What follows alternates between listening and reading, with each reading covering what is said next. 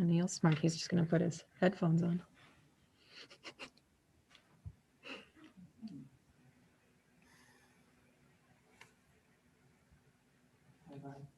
Mhm.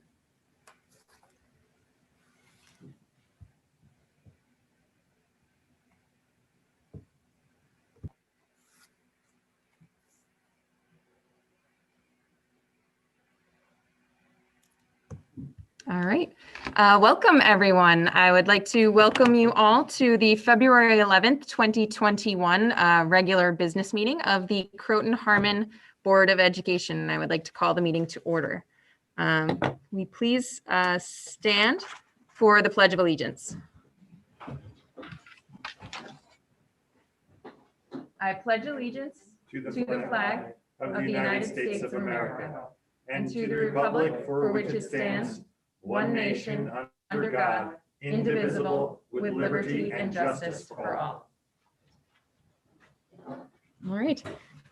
Thank you, everyone. And tonight for my president's report, I'm actually going to turn it over to two separate people. So first, I'm going to turn it over to Iris Bugliosi, who will give a brief little speech about board service, and then I will turn it over to Tracy Borges, our district clerk, to give us an update on board trustee petitions. And I talk through, right? Okay, so thank you. Welcome everyone and good evening. This is really just a real quick announcement to let you know that the Board of Education currently has 3 seats that will be on the ballot upcoming in May. And we would like to encourage anyone that is thinking that they might want to join the board to seriously consider it. We are really looking forward to answering any questions you may have. We will have some meet the board opportunities where you can sit and ask us your questions and we'll answer them. I encourage you to look on the website to see any videos to get an understanding of what the board does, as well as to attend Budget Saturday, which is coming up in March. So that's basically what we want to encourage our entire community to consider serving on the board, because a board that is representative of its community has a better opportunity to serve that community. And Croton-Harmon School District does not discriminate based upon race, sex, religion, political affiliation, gender identity. All are welcome and all should consider joining the Board of Education. And that's all we really wanted to encourage people tonight. Okay, thank you very much, Iris. I'll now turn it over to Tracy Borges. Thank you.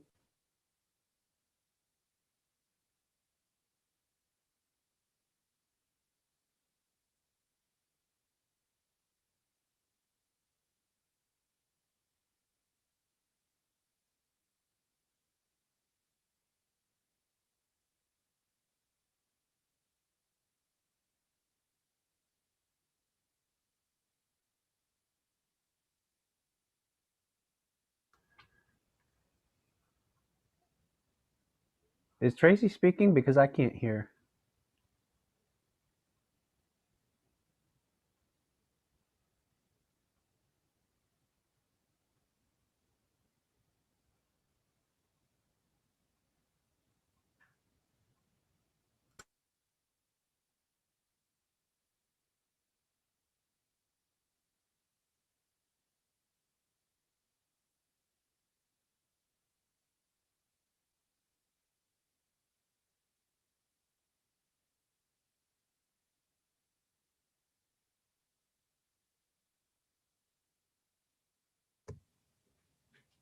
You want to come sit in front of my computer? Can you hear me now?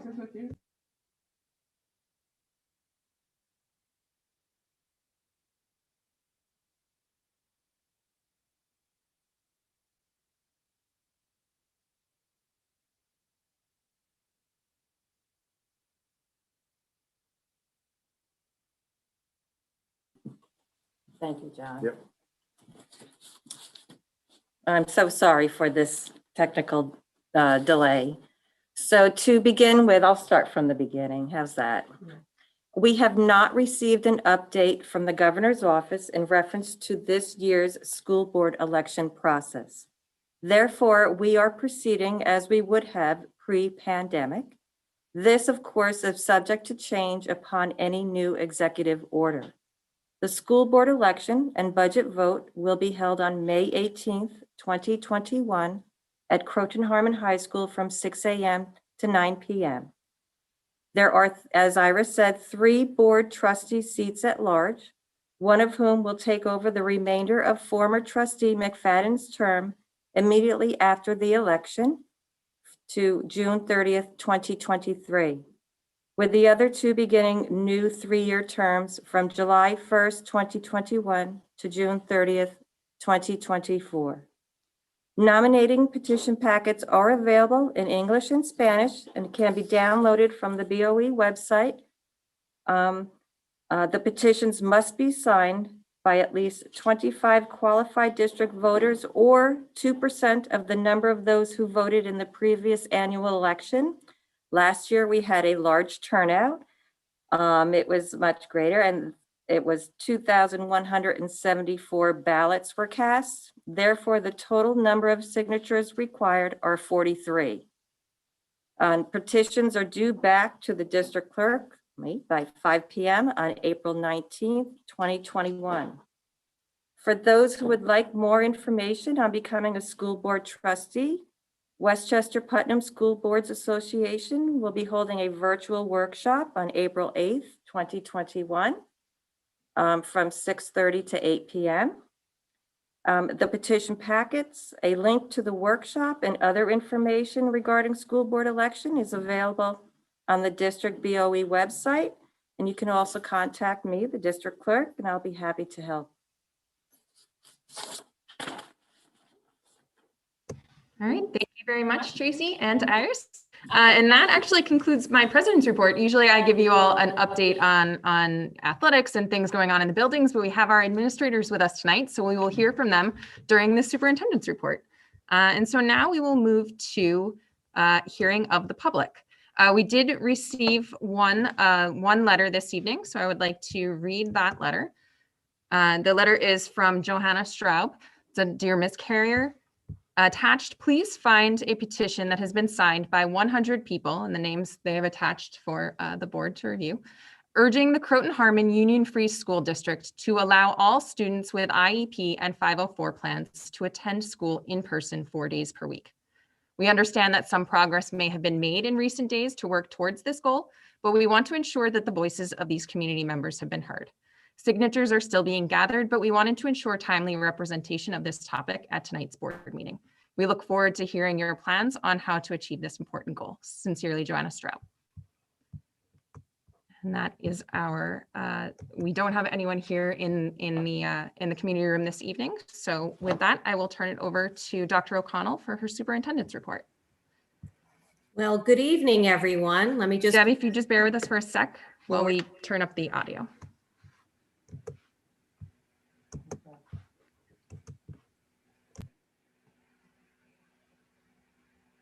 Well, good evening, everyone. Let me pause for a second. Can you hear me? Thank you. Okay, so very happy to see you all virtually, and good evening to the board and our Croton Harmon viewing public. As Sarah had shared, we do have members of our team here this evening. So the first part of my report, I'd like to report on having our building administrators share some important things about what's going on in the building. So why don't we start out with the high school with Mrs. Duback. Thank you. Good evening. I'm very happy to be here tonight to share some updates and highlights from CHHS now that we are just a little over halfway through the year. Our high school students and staff are demonstrating their abilities and growth in key aspects of our profile of a graduate daily, particularly in terms of flexibility, adaptability, initiative, and self-direction. We have so much to be proud of at CHHS in these areas, and we're seeing our students really creating and shining. One initiative that we started at the beginning of this year is our remote learning coordinator role. We looked at our resources carefully when we were getting ready for this year and created a system of additional support for our fully remote learners who now have regularly scheduled meetings weekly and biweekly with their remote learning coordinator, who is one of the teachers at our school. We looked at our Learning Center and AIS resources and where the need was in planning for the year. And we're very proud of the reach and success of this support throughout the year and know it will continue to be important for the remainder of the year. Our students are also working together with various staff members around our district in school-wide learning and planning around equity, diversity, and inclusion. And I'd like to highlight a few of the really exciting examples of what's going on at the high school. Our No Place for Hate Steering Committee has planned and implemented our first school-wide activity. We're actually currently in the middle of the activity that is going on throughout the month of February in our CHAP classes. Our STAR Club, our Students Together Against Racism Club, came together this month to view a documentary in honor of Black History Month, the Black Power mixtape. We have another group of students made up from multiple clubs, including the STAR Club, our Pride Club, our Women's Connect Club, and our Student Activism Club, who have come together as part of an anti-racism planning group. And we are working on furthering the work in our school community and providing opportunities for discussion and planning among students and staff in the high school. We also have a group of about 20 students who will be attending virtually this year, the Holocaust and Human Rights Symposium on March 18th. And last year, our students were unable to attend and were actually slated to be facilitators. So we're really looking forward to those students participating as well as a new set of students participating. We have also taken initiative and been flexible and adapted things such as our extracurriculars. For example, our stage crew came together knowing that we were not going to have a play right away, but they decided to reframe and revamp our auditorium photos to create a pictorial timeline using our historic photos. We have a school-wide trivia event coming up to boost school spirit in March. And we have been working with our wonderful community organizations such as Croton Caring to be creative and expand the types of opportunities we have available for our students to serve their community.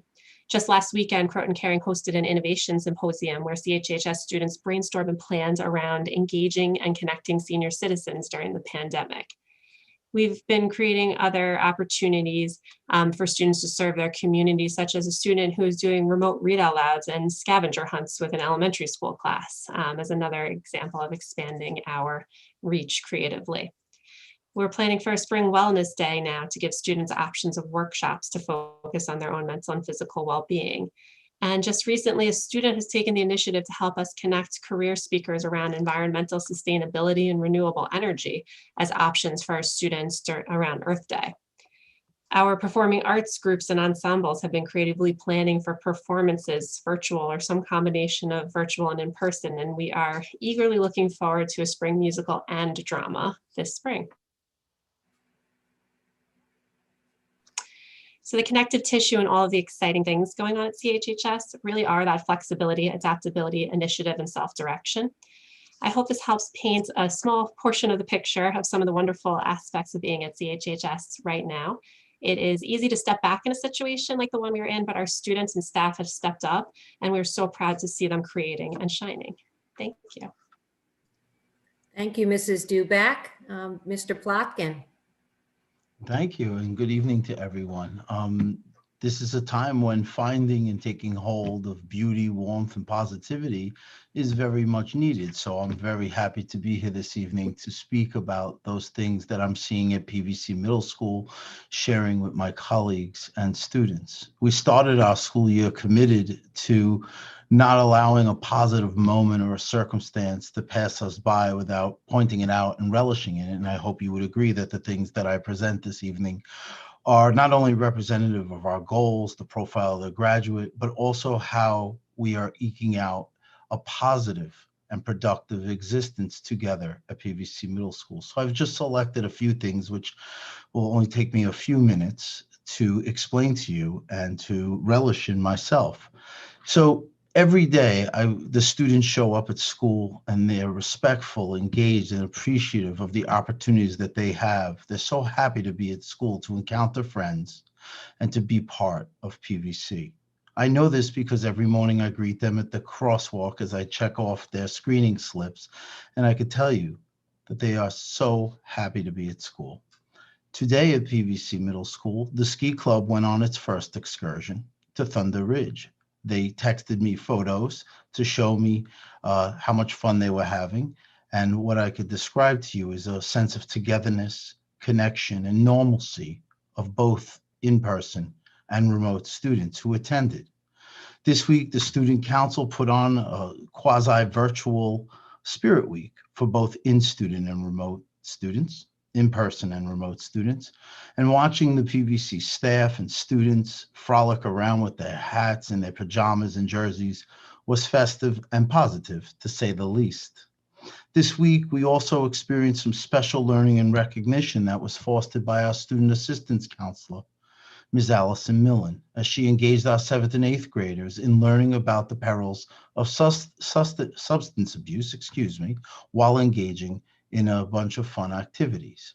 We also think it's really worthwhile to mention that engagement with our community is also a very positive thing that continues on a regular basis. We had a wonderful coffee talk earlier this week in which we engaged parents about our work with the Anti-Defamation League and the No Place for Hate campaign. Parents learned about what it means to be an upstander, how this connects with our ruler approach and our bullying prevention rules. And this was on the eve of our second school-wide event. Tomorrow, we have another virtual field trip. This trip features composer Joseph Bertolozzi of Bridge Music, and it is brought to the students as part of their wave and sound unit in the 6th grade to support the science standards there. I also want to make a mention of the positivity that I see in how gracious and special our teachers are handling this time, and how each day they do their best to not only stay positive, but to exude positivity to their students and encourage their students to do the same. And I will leave you with this, probably the highlight of my week, because it wasn't just about positivity, it was also about proactivity. I met with the Superintendent Student Advisory Committee with Dr. O'Connell this week, and we worked with a group of students in helping them exercise their voice and their leadership while they strive to find solutions that are good for all PVCers. It was the highlight of my week because they demonstrated that they really want to not only plan the 3rd event for our No Place for Hate campaign, but that they are eager to work with people like Dr. O'Connell and myself to find solutions at a time like this. I thank you for the time you gave me this evening to be a little bit of a cheerleader for our school, and I'll turn it back to you. Okay, and Dr. Mojica, let's hear about CET. Good evening, everyone. Thank you very much. It's a wonderful opportunity to tell you all the wonderful things that are going on at CET this year.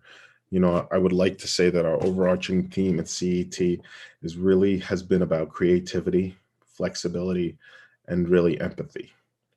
Being empathetic has been a big driving force at CET this year.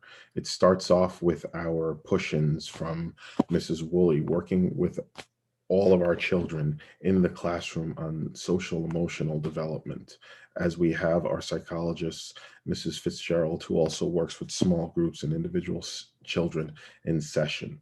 In my last principal coffee, they were kind enough to join me to help present and lead a discussion with parents on the implementation of a family charter in the home. This was an extension from Mr. Plotkin's presentation at the Parent University. We felt it was something that we continue to implement and work with families as their children grow throughout the year. Along the lines of empathy, you know, I'm proud to just celebrate with the children of CET the Kids Heart Challenge, where children in CET raised over $19,000 for the American Heart Association last year. Our children were just honored in an event, a Zoom event that happened about a week ago. And I'm so proud of them, and I know that they can do better as the year continues and continue to help others. Our Kindness Club has been a shining star at CET this year. They are school-wise events of random acts of kindness, working with Skyview for sending Valentine's Day cards to Skyview, and putting on tremendous displays like the Veterans Day parade that went on at CET in the front circle. Our No Place for Hate, following the signing of our No Place for Hate banner, we kicked off with our Kindness Week all the way through Unity Day. It was a wonderful event that brought the building together. There's our children, we talk about giving back all the time, from making holiday cards to make other people's day shine. Many of our announcements in the morning, we incorporate how much it makes you feel so great when you are able to help each other. And that's what really CET's been about, helping each other. Our teachers have made adjustments in their schedule, allowing for a concurrent learning model, which is proving to improve over time. And what this has done is provided us more opportunities to meet the needs of all of our kids with AIS and additional enrichment. In the most recent days of all the snow that we've had wonderful opportunity with the onslaught of snow that our students have been out every day for outdoor PE and outdoor recess, building snow piles, playing on snow forts. Thank you very much to our wonderful custodian and staff that work so hard to clean up the areas, and it provides a wonderful snowbank for our children to play in as well. I would love to also highlight the creativity of our strings performance with Mrs. Parkhouse, who works virtually with our students to really meet the needs of our arts. I would also like to highlight the creativity of Mrs. McManus, who's recently implemented a coding curriculum in our library classes as she pushes into all of our classes. Along the lines of aligning with our culturally responsive practices, we've recently sat down as a faculty to engage in discussion on the identifying the windows and mirrors in the literature that we provide students in our classroom. So all of our students can see themselves in the books that they read, but they can also see through the window to see other aspects of the world and the people that's around them. You know, this is a wonderful opportunity. I thank you guys very much to highlight some of the great things that we are engaging in at CET. Thank you, Dr. Mojica. Before I close on this piece, does the board have any questions for our principals regarding the information they just shared? Okay, I'm going to proceed with my second part of my superintendent's report. We have Kerry Bianchi here with us this evening, and she is here to share some information from our Environmental Sustainability Committee. So Kerry? Thank you so much for inviting me to update the board on where we are with our committee work for this year. So the beginning of the year, we established a few goals for the committee, one being the exploration of possibly creating green spaces, including pollinator gardens at each of the school grounds in the district, and then making connections between how we are going to develop and create those spaces and make it connect to curriculum and education, particularly in some of the high school science classes. So those were the goals for the committee. We've met twice, and at this point, we are very close to having a draft proposal to present to the entire Environmental Sustainability Committee. Right now, there are 4 of us working on this proposal.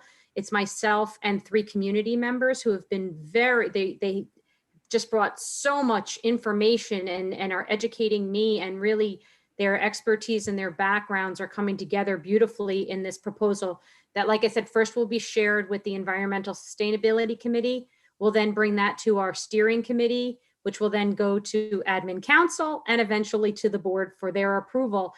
Just to highlight what this proposal will include, it includes our goals. It includes what the problem is with our lack of green spaces and what's had the impact on the environment.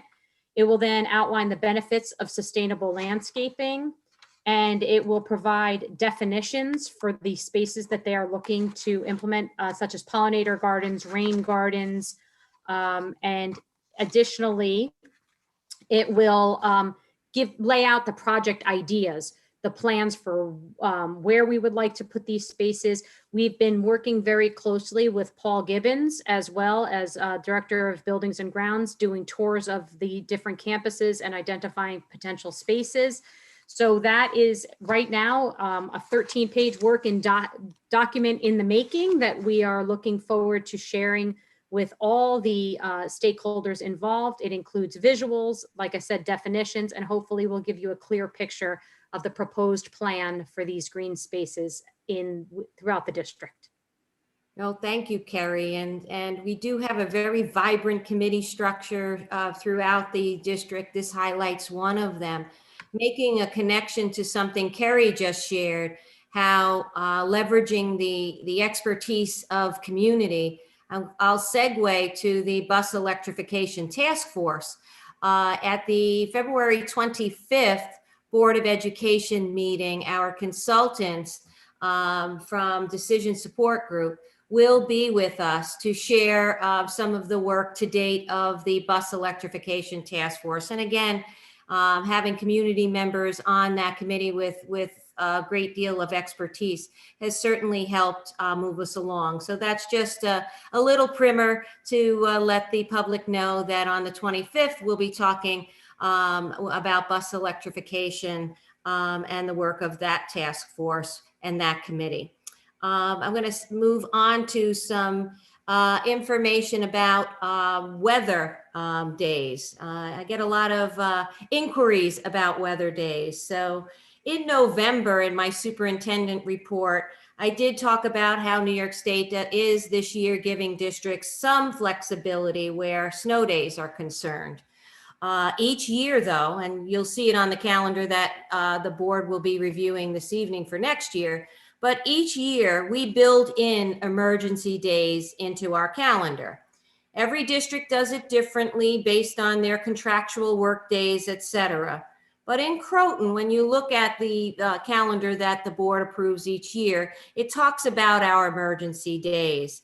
And we do build in 6. So some of the questions I've been receiving thus, to date, will we lose any of our spring break, et cetera. To date, we've only used 4 of our allotment of snow days. But as you can see, this weather is certainly been challenging.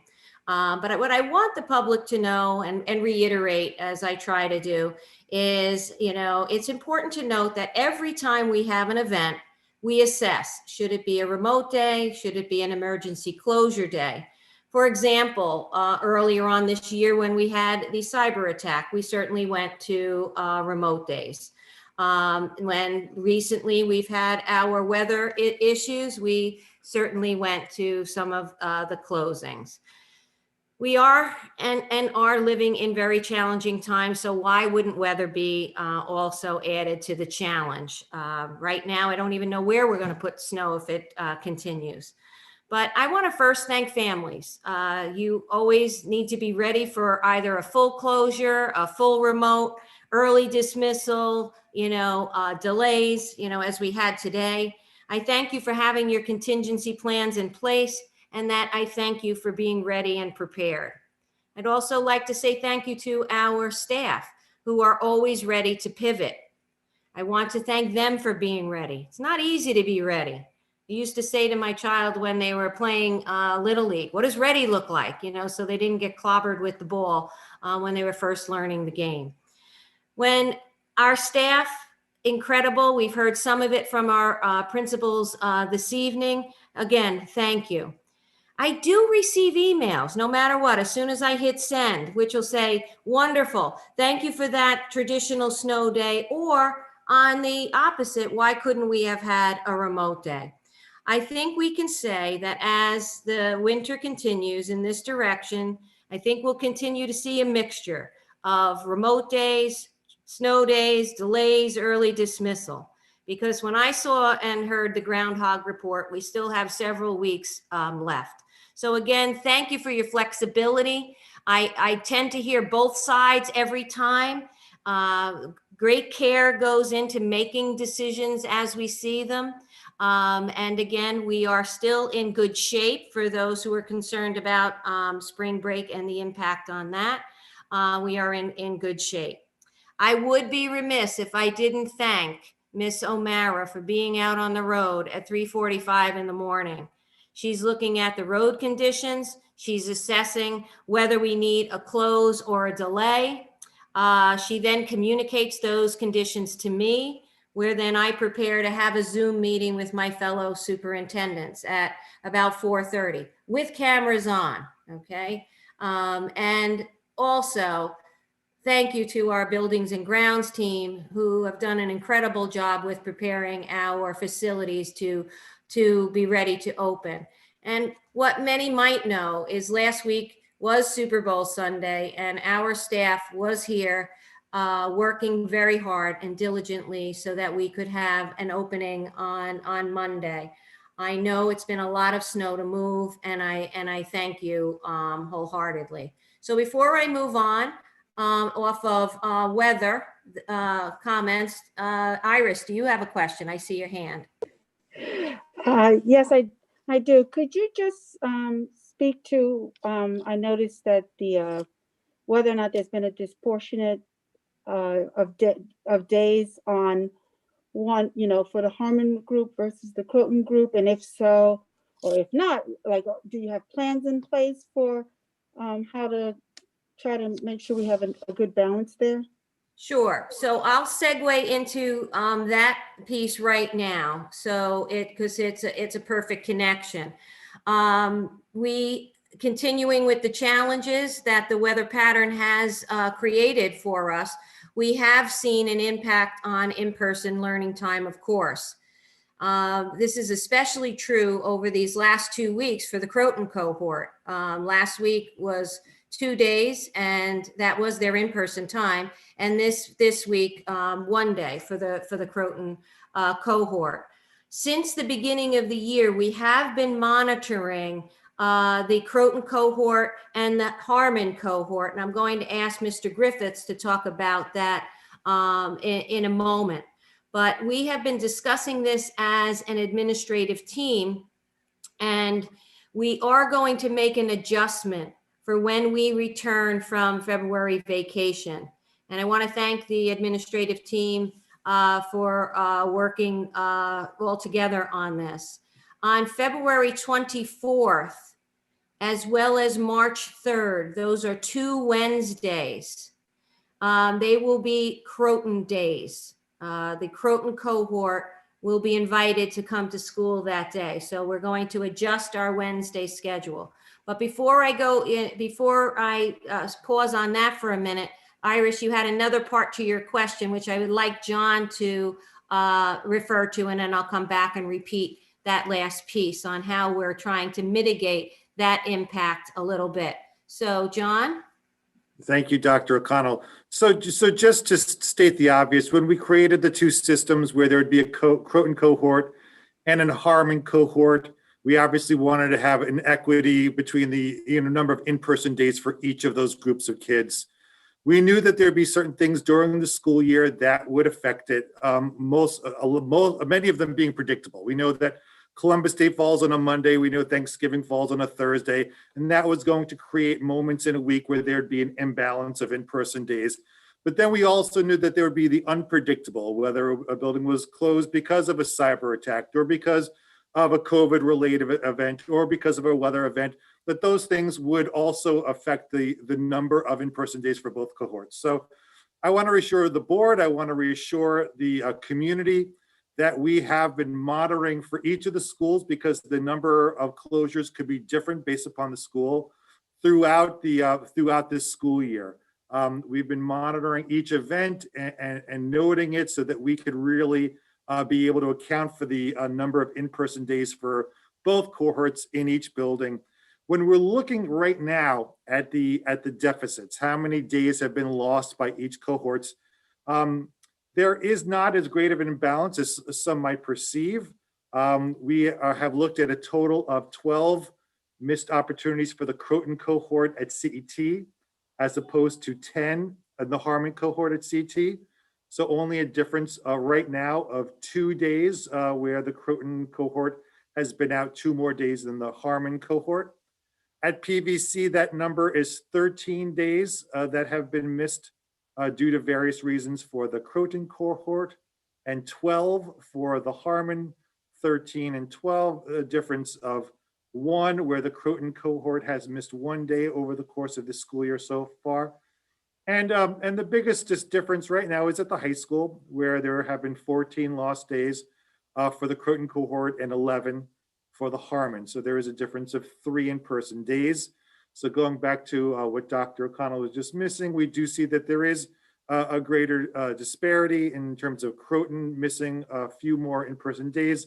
And those 2 Wednesdays really address not only the overall deficit, but especially the impact of the most recent loss of days because of snow. Thank you, John. And I'll just add to that. It's not a perfect solution because Ms. Duback, would you talk about the 2 days and what that would look like, the 2 Wednesdays, and what that would look for the high school? Because you have a slightly different nuance there. Yes, so February 24th will be an in-person day for our Croton cohort students. However, on March 3rd, we have for months have planned for a school day administration of the SAT, and we have many of the members of our junior class signed up for that and ready to take the exam. So on March 3rd, while the other 2 buildings are able to have an in-person day, we are giving our SAT and want to make sure that we keep that intact and as carefully planned as we had it for our juniors. So we will follow a regular remote Wednesday schedule only for the high school that day. Okay, so let me pause for a moment. Iris, I hope that addressed the question that you had. And again, we feel the need right now to mitigate the Croton piece, although not perfect on the high school scenario, but to bring and invite our Croton cohort in on February 24th, as well as March 3rd. That would be at least 2 more in-person days for our Croton cohort. So I'll pause for a second on weather or impact of weather on cohort, if any board member has additional questions there. Iris? Yeah, I'm just wondering, in terms of, are we seeing any, if, because on the days that the school is closed, the students are not receiving instruction. So is there a lag that's occurring as a result of some student, the group, having fewer school days to the Harmon group, or is that just, or are the teachers somehow able to make sure that the both sections are where they need to be, because one section has fewer days of learning, more so than being in the building is what I'm thinking. So I'm going to let the principals weigh in on that, but I think the one thing I would say, in person doesn't mean learning. If they're not in person, doesn't mean learning has stopped. So I think that's a big piece to that, Iris, because yes, we value in person. We all value in person, and you just heard from our principals how excited they are when children are in school, no matter what age, right? I was in a CET class, and a little one said, and was going like this, "I'm just so excited to be here." And it, you know, I thought the little girl was going to take flight with how she was fluttering her hands. So, but I think there's a distinction there. Doesn't mean learning is stopping, but principals, would you like to share anything relative to what Iris has posed? Yes. very quickly. Oh, go ahead, Karen, please. I was going to say, with the new adjustments to our CET schedule and the concurrent learning, it allows for our teachers to be connected to both groups at the same time.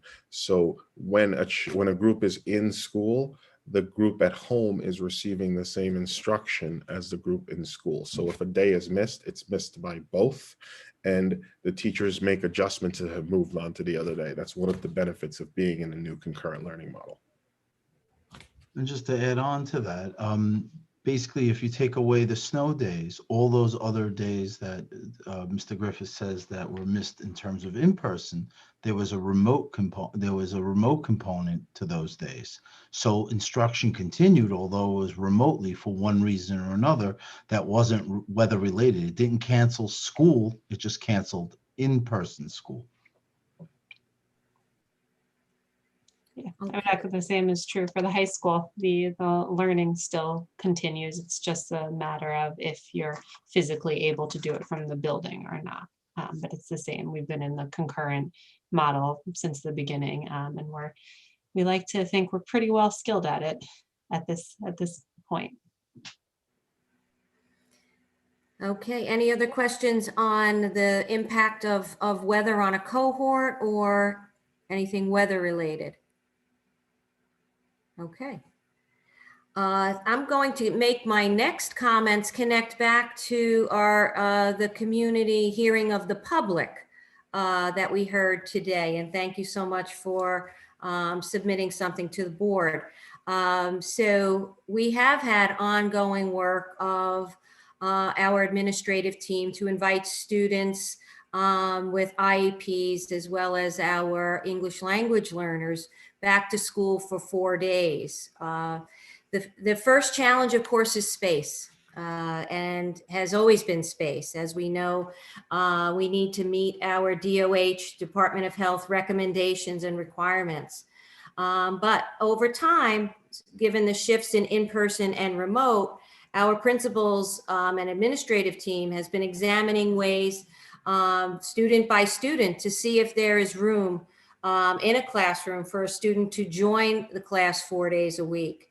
And once again, when I say Department of Health requirements, I'm referring to the 6-foot distance between students in the classroom. Given the percentage of remote students at the high school level, that's been a little easier than our other two schools, and more flexibility there given a higher percentage of remote. At CET and PVC, there's a higher in-person percentage, which makes it, more challenging. At CET, we already have grades K1 and 2 in person 5 days a week, whole group, all learners in. So CET would then be focusing in on grades 3 and 4 and how to bring our students with IEPs and Ls back in, is thus far has been their discussion. Dr. Mojica and Ms. Bianchi are working and examining ways that this could happen for grades 3 and 4. At PVC, Mr. Plotkin and Ms. Scollins have been focusing first on grades 5 and 6. And again, space due to being available due to some changes in remote and in-person. Grades 7 and 8 are posing a little bit more of a challenge based on the high number of in-person students, making less space available. But with any of these challenges, maybe it will require movement of rooms to accommodate the larger number. But it's been a few weeks now that our teams have been examining grades 3 and 4, the middle school, as well as the high school, to see how to bring more students back in. So while I have the principals here, I kind of just, gave a little brief overview. Is there anything else you'd like to add and share with the board relative to the work you're doing in this area? I would love to start. Just want to say that when I was able to speak to parents about this, they were elated, thrilled that their children can come back to school 4 days a week, be with friends, be engaged in the learning process and have their needs met in an in-person setting.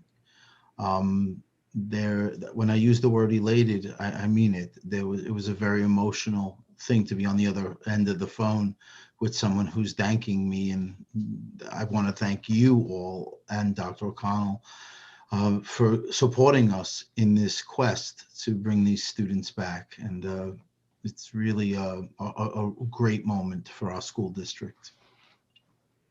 I will also add that in addition to the compliments and praises of our parents and students, our teachers were also wholeheartedly on board and overwhelmingly also wanted students to be back into the building as well. And it's with their efforts, their creativity, their flexibility that we really can make this work also.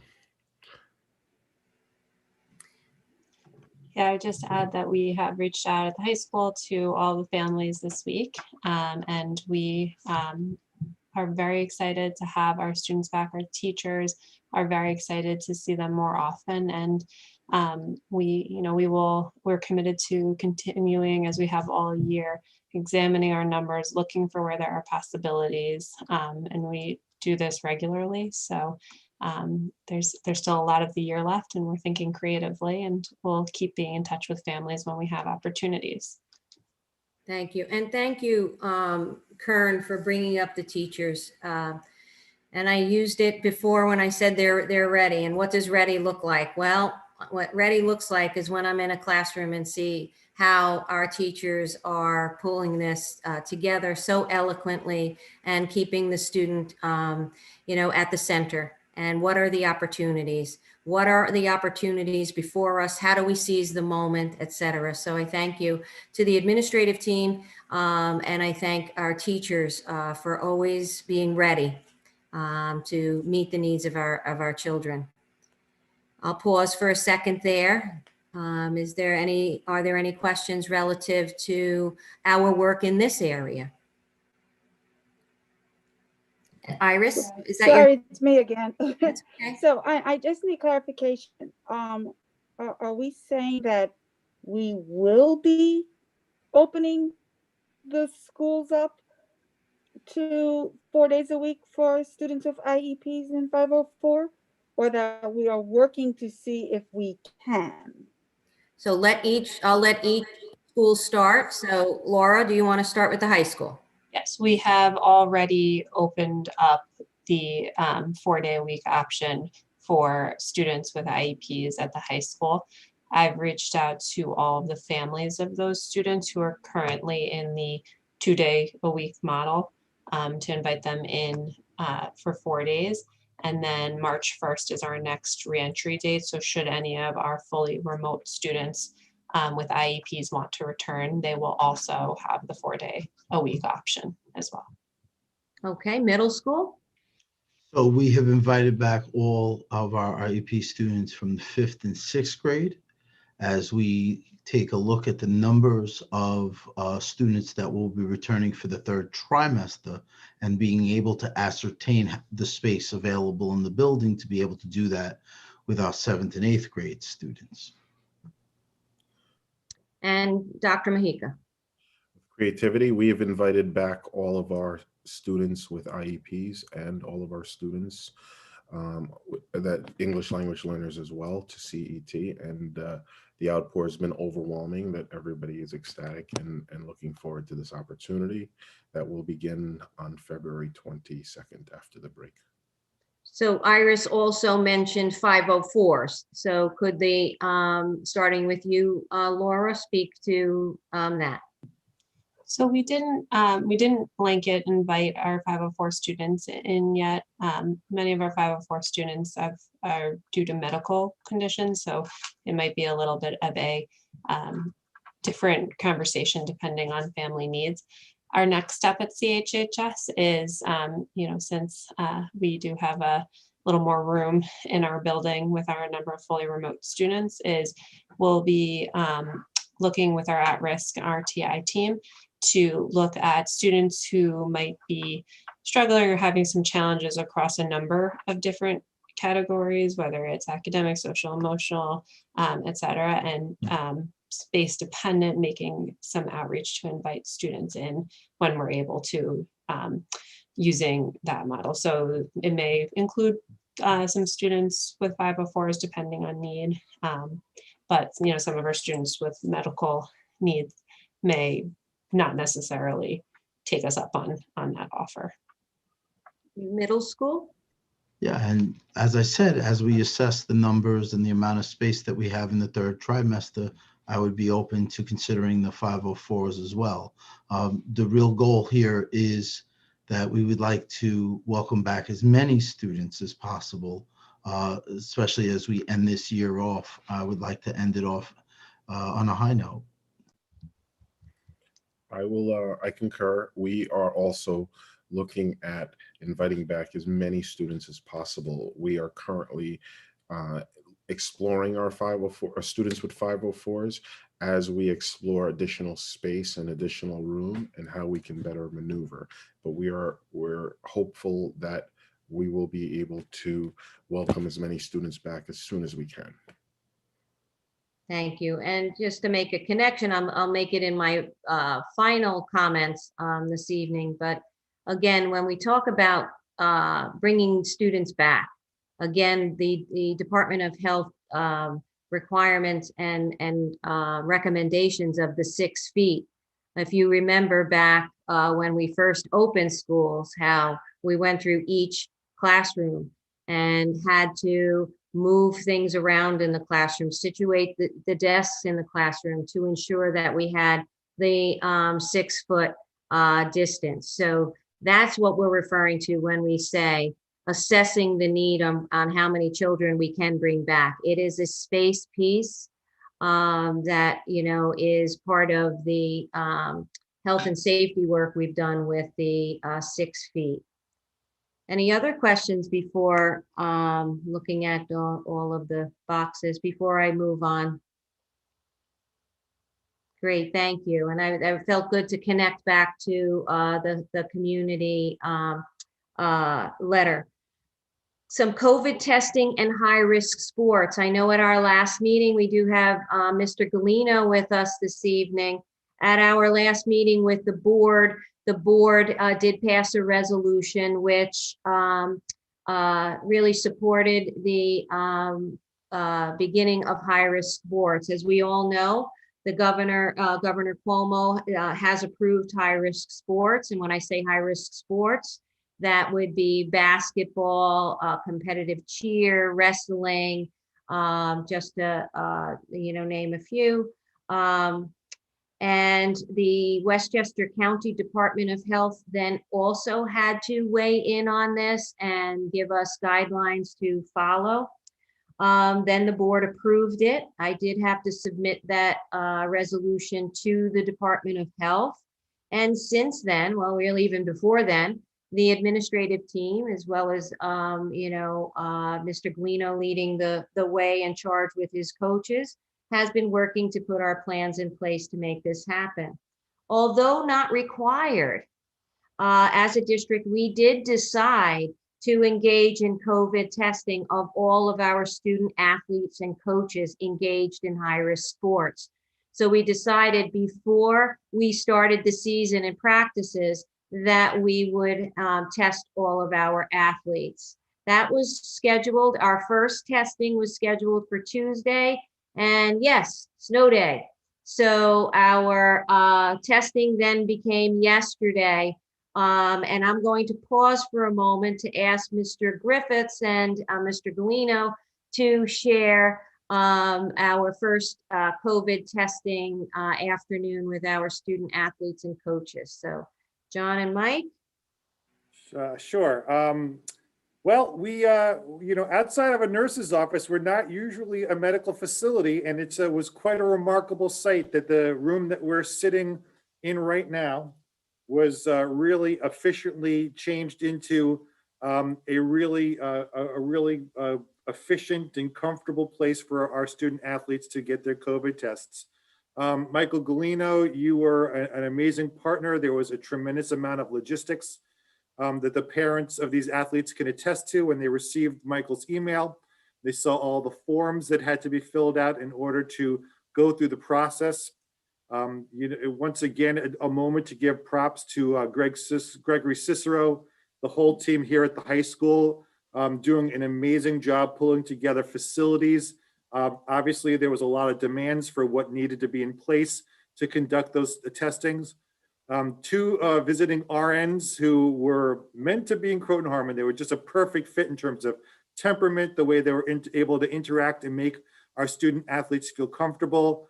But, within our own core, there was just such an incredible team of professionals that rallied together to make it a successful event. I really just want to publicly thank Joseph Pasquarelli and Sarah Wellman, who braved the cold to make sure that parents knew where to park, how to park, so that we could be able to, access, know where they are to get the results to them. Patricia Lynch and Anne Marie Barone, who had to navigate a substantial amount of paperwork, make sure that everything was organized. Allison Rhodes, Pamela Morrison, who were there in the hallways, calling our students as they were, ready to come into the rooms. Our athletic trainer, Andrea Zambrano, who was one of the timers. Michael Plotkin and Kern Mojica, what two great people on our administrative team to take the results, go out to the cars. Thankfully, all the news that we had to report was good news. We had 40 student athletes tested, 9 adults, coaches, assistant coaches, volunteers. Everybody received a negative COVID test, which was wonderful. But really, as a team within Croton Harmon, I feel we moved a mountain yesterday. It was a freshman effort in COVID testing here within the district. I would venture to say all the families felt that it was an efficient process. It was a comfortable process.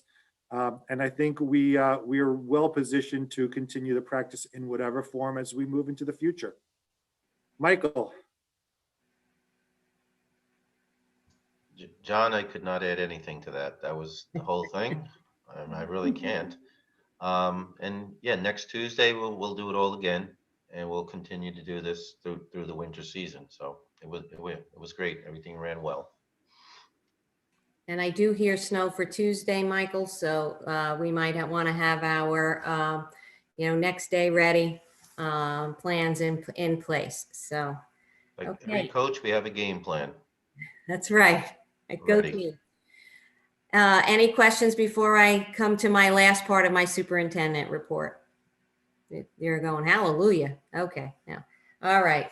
Just some recent emails that I received on two pieces, opening schools and the use of Wednesdays. So I figured I would just share some thinking. So I'd like to conclude my report this evening by sharing that I have received a few emails regarding the use of Wednesdays.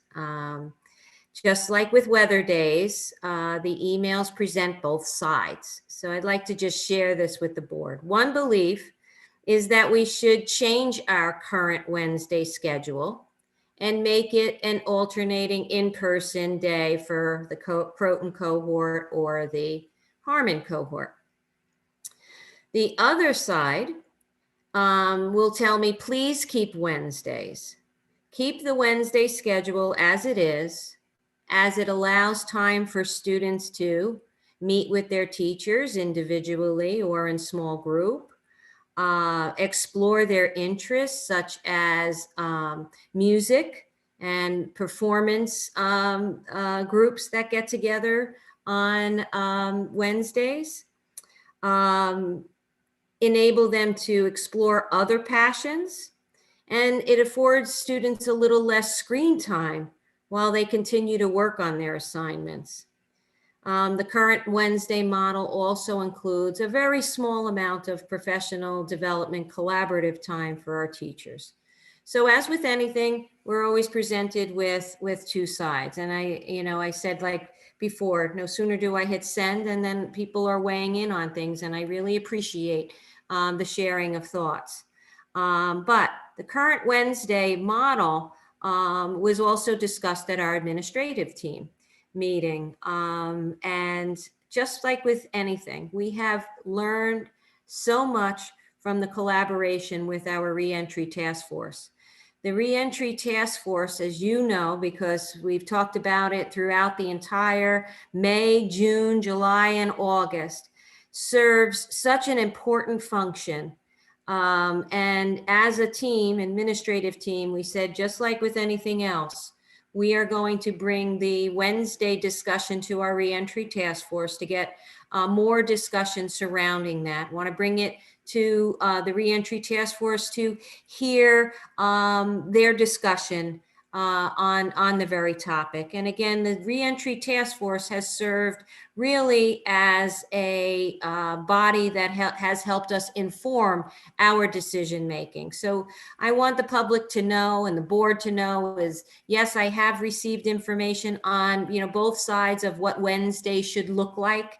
But as an administrative team, we want to really give a shout out to the task force and also let them know that on the 23rd, when we return from vacation, we have quite an ambitious agenda. So I'm asking them to be ready and be prepared. But I really want that discussion to move to the task force and be able to continue the discussion and be extremely thoughtful about the discussion. As I said, there are, I guess, pros to each side and each view of that. And I really want us to be thoughtful about this. The second inquiry I get, and it really started to bubble up as soon as vaccinations came, to the forefront for 1B, which is the group that education and school districts staff are in. And it was almost to the day, like as soon as the announcement, like when will schools open? And that just goes to show, my dream each and every day and night, and I lay my head down on the pillow, is that we are all back together. And I don't stand alone there. I know this is a goal we all have. But sharing some thoughts. We've talked a lot about the 6-foot piece tonight. That's a big piece. The fact that we're following the 6-foot Department of Health recommendations really has reduced the number of students that can be in a classroom. And we are 6 foot with masks as well. And I think we can be very proud of the work in schools and in terms of also mitigating spread. The reason we had to go to a hybrid is because of space, is because we cannot fit an entire class in the general size of a classroom. We were able to be very creative with CET, with grades K1 and 2, by splitting the classes in 2. Some districts were able to do more grade levels because they had more space when they made that split. I mean, I think our building leaders can tell you we are at max. We haven't started using the rooftops yet, but we are at max. So the 6-foot piece, following the Department of Health guidelines, really does keep us from that piece. Now, in the future, will there be changes to that? I don't know. Will there be other recommendations that come out from that? I don't know. I can't answer that. But we continue the dialogue with the local Department of Health, and who continues to tell us it's really the governor's office, the New York State Department of Health. But further clarification maybe on that as we, over time, as things change, maybe we'll receive that. And I say a big maybe. I don't know. I don't have a crystal ball here and don't know where the science will bring us and them there. Will vaccinations of staff play a role into the future Department of Health recommendations? I don't know. That's another big I don't know. Perhaps maybe if the supply wasn't so limited, we would, be able to see more people being vaccinated, whether in the school group or, others that are now in level 1C, et cetera. I don't know. We all know there is a supply issue, and it's very, very difficult with this supply issue to, even make appointments, when you're in the groups. So will the Department of Health have guidance after, I don't know, certain numbers of people are vaccinated? I don't know. Will testing play a role? Will there be a need, like now we've just dipped our toe in the testing world where our student athletes are concerned, but we're already have a line of sight. Should it be something that, although we're not in a zone, and the governor did not put us in a zone, but seeing the merit of surveillance testing and maybe giving people a comfortable feel for, how we're mitigating spread. Again, if school districts receive the testing kits as we have thus far from New York State, maybe putting a testing protocol in place for beyond, student athletes might be a direction we go in. So they're complex questions, they're complex issues. We have been following the New York State Department of Health guidelines since the beginning and opening of school.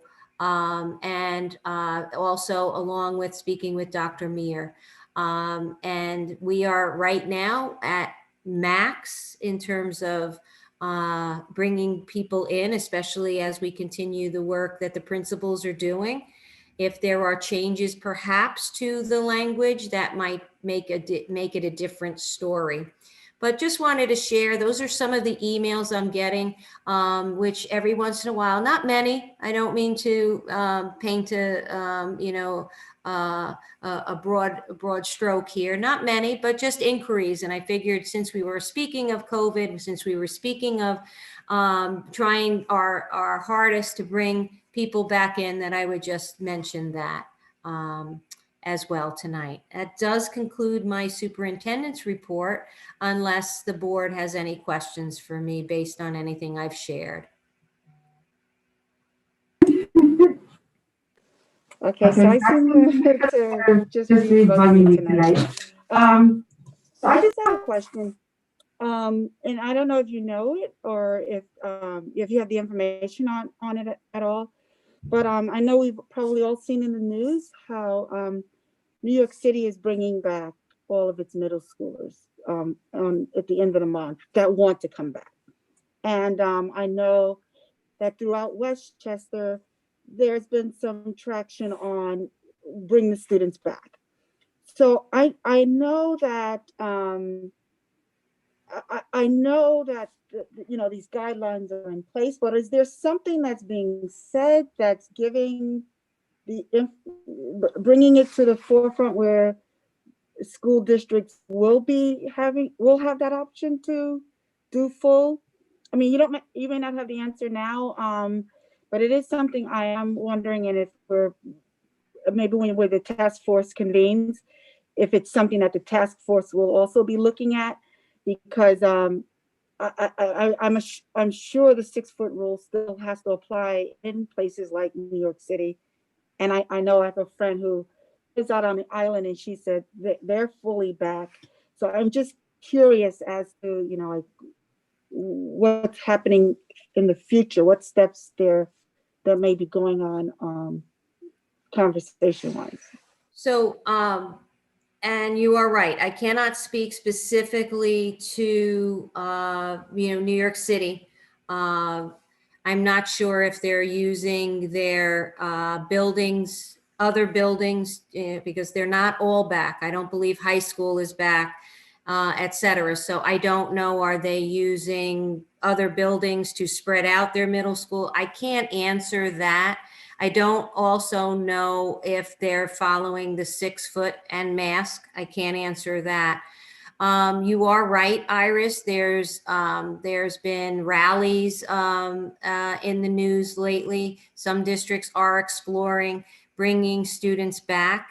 I can't speak to those specifics, but it might be with not following the 6-foot. or something, but again, I can't speak to the specifics. I have heard what you've heard as well about some Long Island districts that may not be following the 6 foot.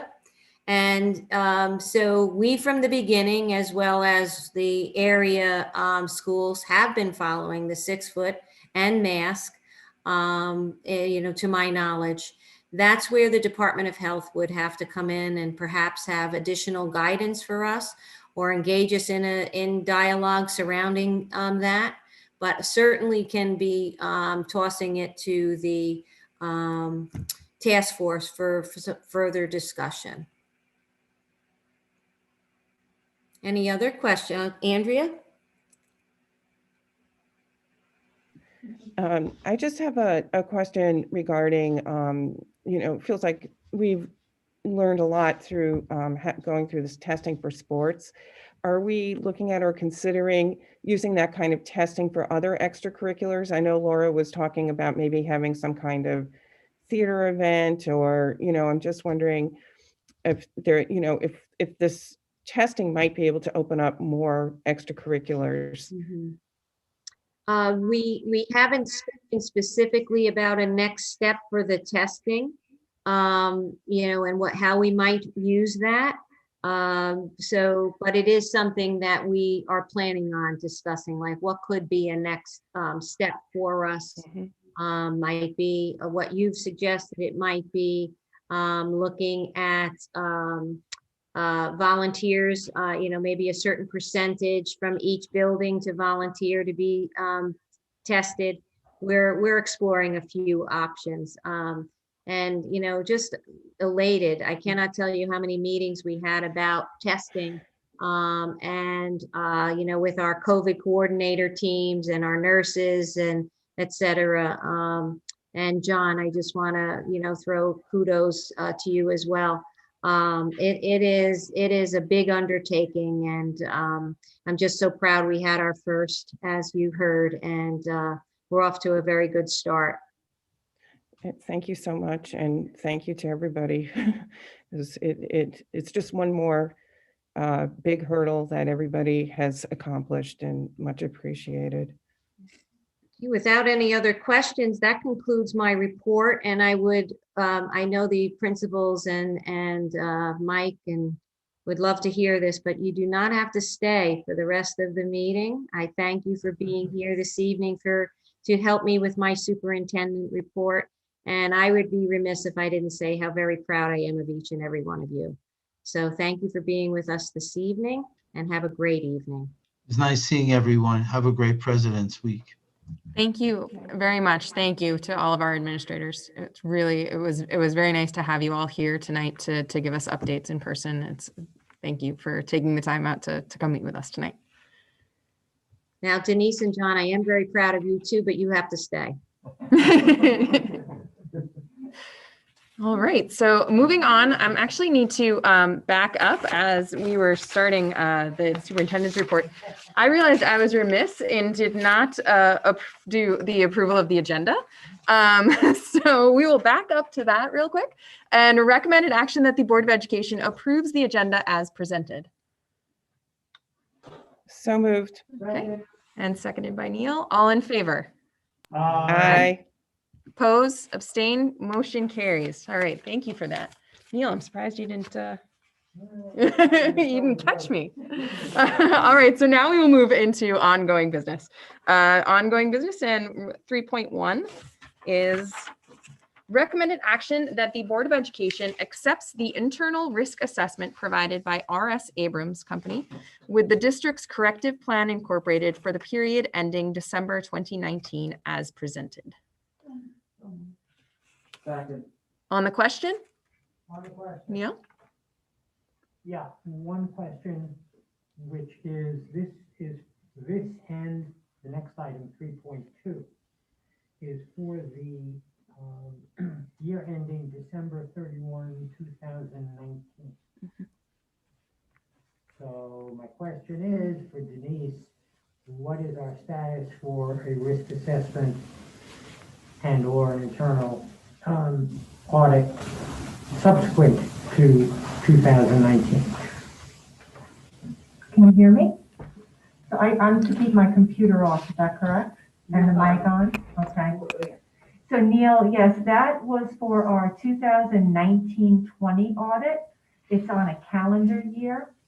So we are actually right now conducting the risk assessment and internal audit for the 2021 school year.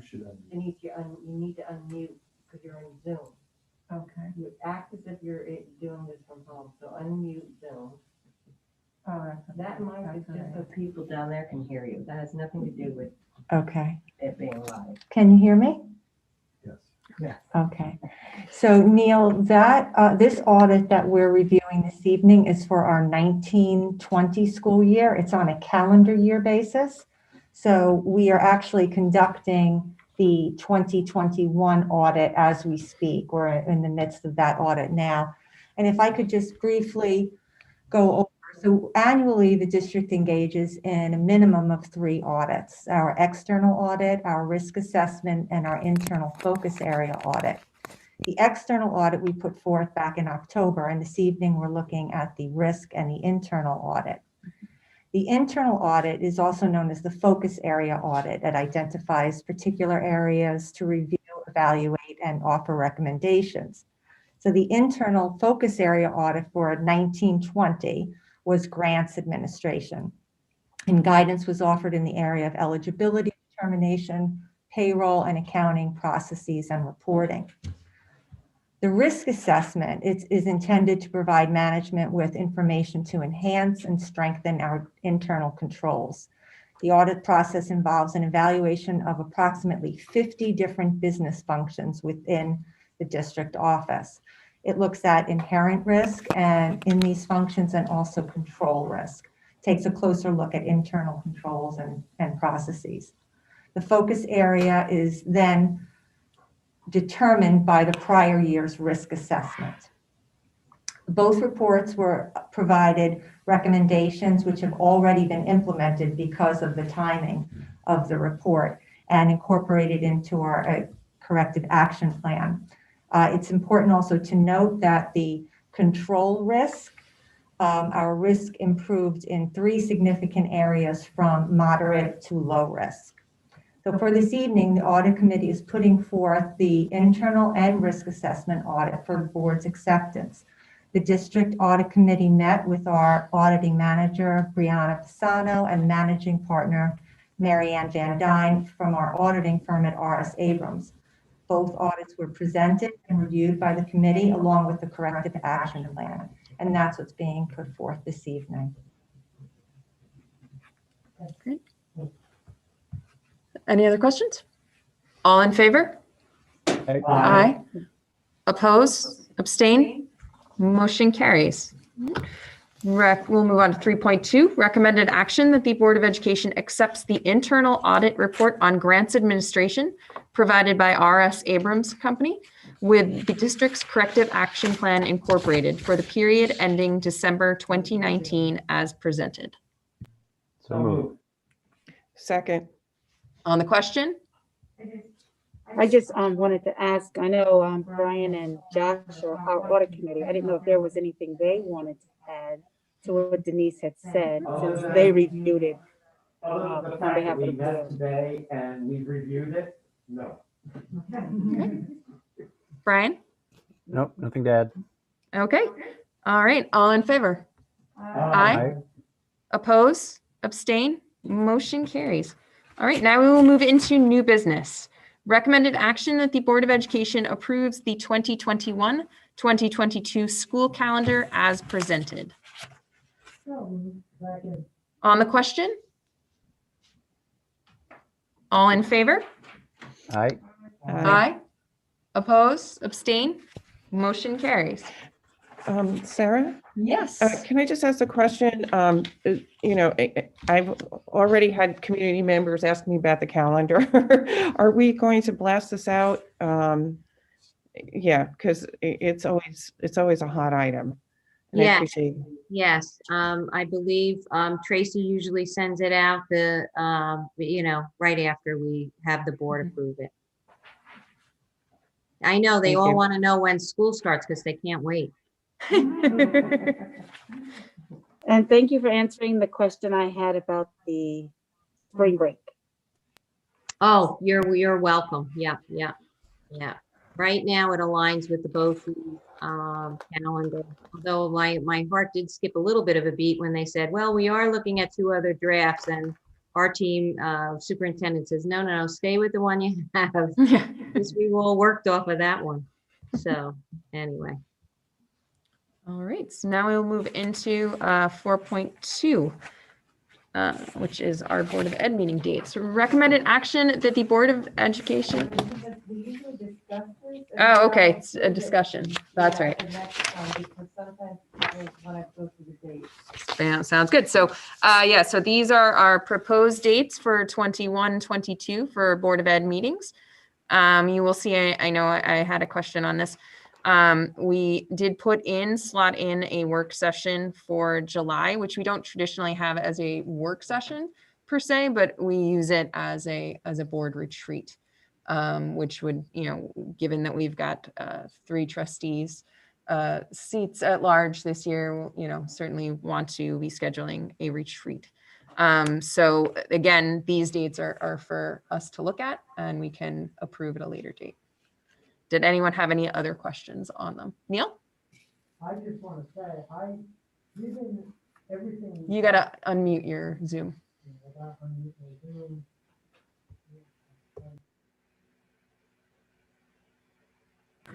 Yeah, I just wanted to say that given the fact that the kinds of things we've discussed today and the what I'm anticipating is going to be a rather busy summer, that we should not necessarily think that July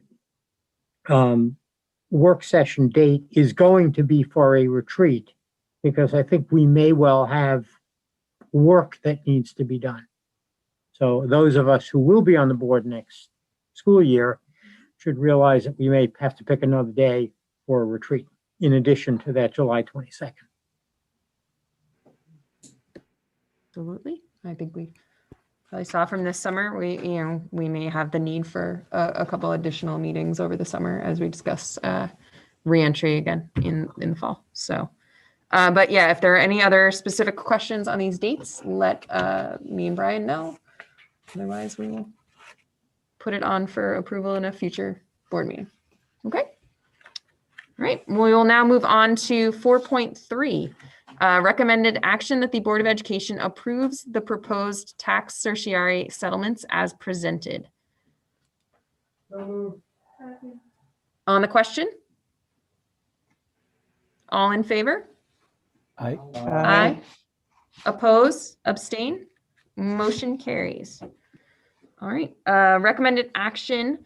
Be it resolved that the Board of Education of the Croton Harmon Union Free School District hereby approves the side letter agreements between the district and the ACU, ATU, CHHA, CSEA Custodial, CSEA Clerical, and the CTA bargaining units, and authorizes the superintendent of schools to take all actions consistent with the terms thereof.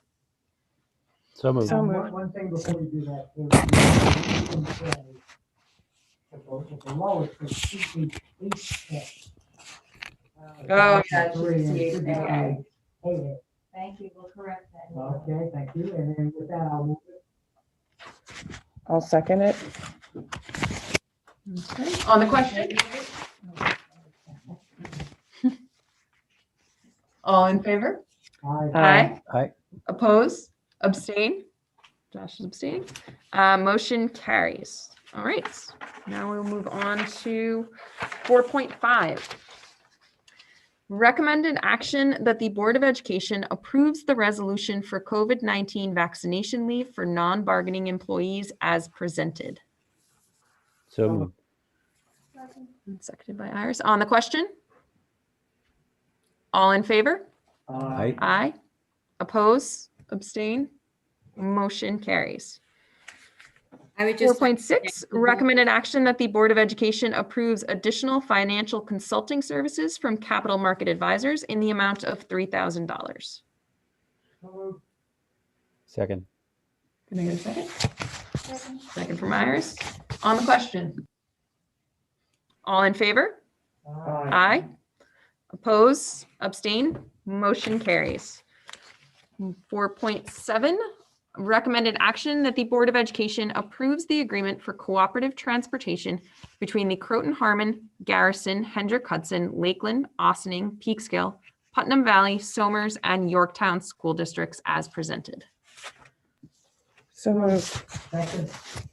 On the question? Neil? One thing on the back, which is,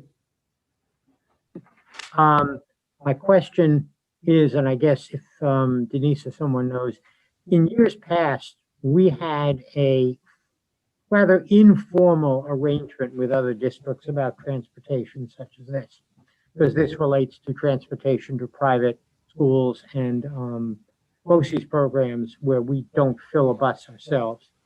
Is this just a kind of a formalization in a very, probably still a very loose sense of what had been an informal arrangement? That is correct, Neil.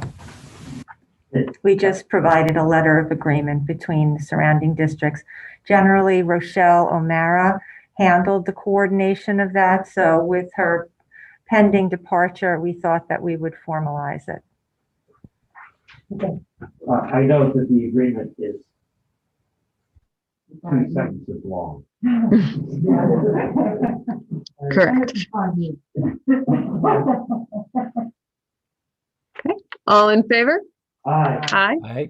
Oppose, abstain, motion carries. Right, 4.8. The revised district-wide safety and emergency management plan. So this is a draft of the revised district-wide safety and emergency management plan, which must be made available for public comment at least 30 days prior to adoption by the board. The board may adopt the plan only after at least one public hearing has been held, which provides for the participation of school personnel, parents, students, and other interested parties. So this notice will start the 30-day clock, and it will be then put up for board approval at the March 25th, 2021 board meeting. Question? Yeah, Sarah, I'm just wondering, because of all our COVID restrictions, how will that affect the public hearing? Will people be able to go on Zoom or So just something correct to me if think I'm about? wrong, in this past year, at the beginning of the school year, when we did our build it emergency management plan, we did provide for people to come on to Zoom to do that. So we will set up a public hearing the same Any way. information? I would add, we did that when we were meeting at PVC. That was when the sound really didn't work. And you will recall, we had a presentation by Altaris, someone from Altaris, Correct. along with, I think, community members who were present, as well as community members who participated by Zoom. So, yes, we did that back in September, I think, in Yeah, so we will set up so that we can have a virtual participation as well. Great, and then also we'll communicate that to the public because nothing is on. Right. Yeah, it'll be it'll be noticed and made. Everyone will be made aware of that. And despite our approval of it this evening, we will have to reapprove it in September again. Correct. Well, we're actually not approving anything this We're evening. starting We're the just clock we're starting the clock tonight. But we will approve ideally next month in 30 days, Correct. and then we will have to resubmit it for a 30-day comment period again in September. Correct. Okay. I would like to make a request, if possible, can we get a red line version of this that shows any changes versus the previous plan? Josh, I can provide that to you because this was essentially an insert of the emergency management plan related to communicable diseases. So I can send you that document. It's essentially a 2-page document. I think that would be helpful. Sure. In general, with things like this that are updated on a regular basis, if we could have a red line version. All right. So now we'll move on to 4.9.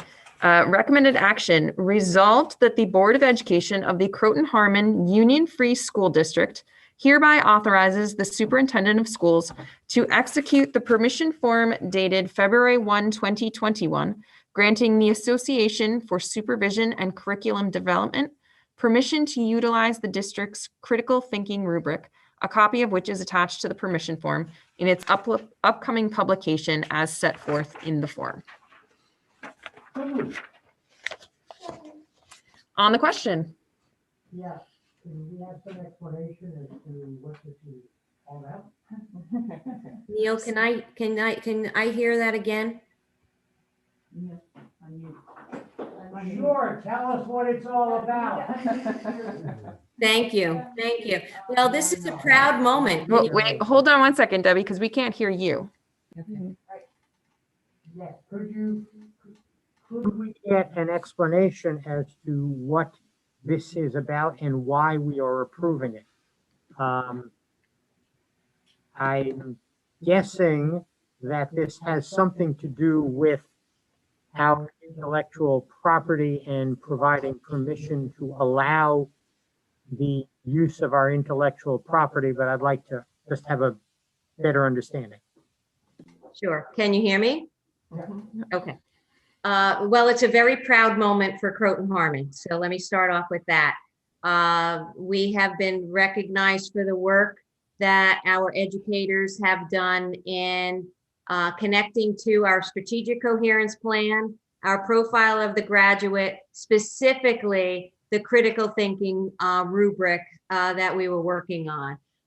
It will be part of a book written by Angela Laylor, who has worked with our district over time.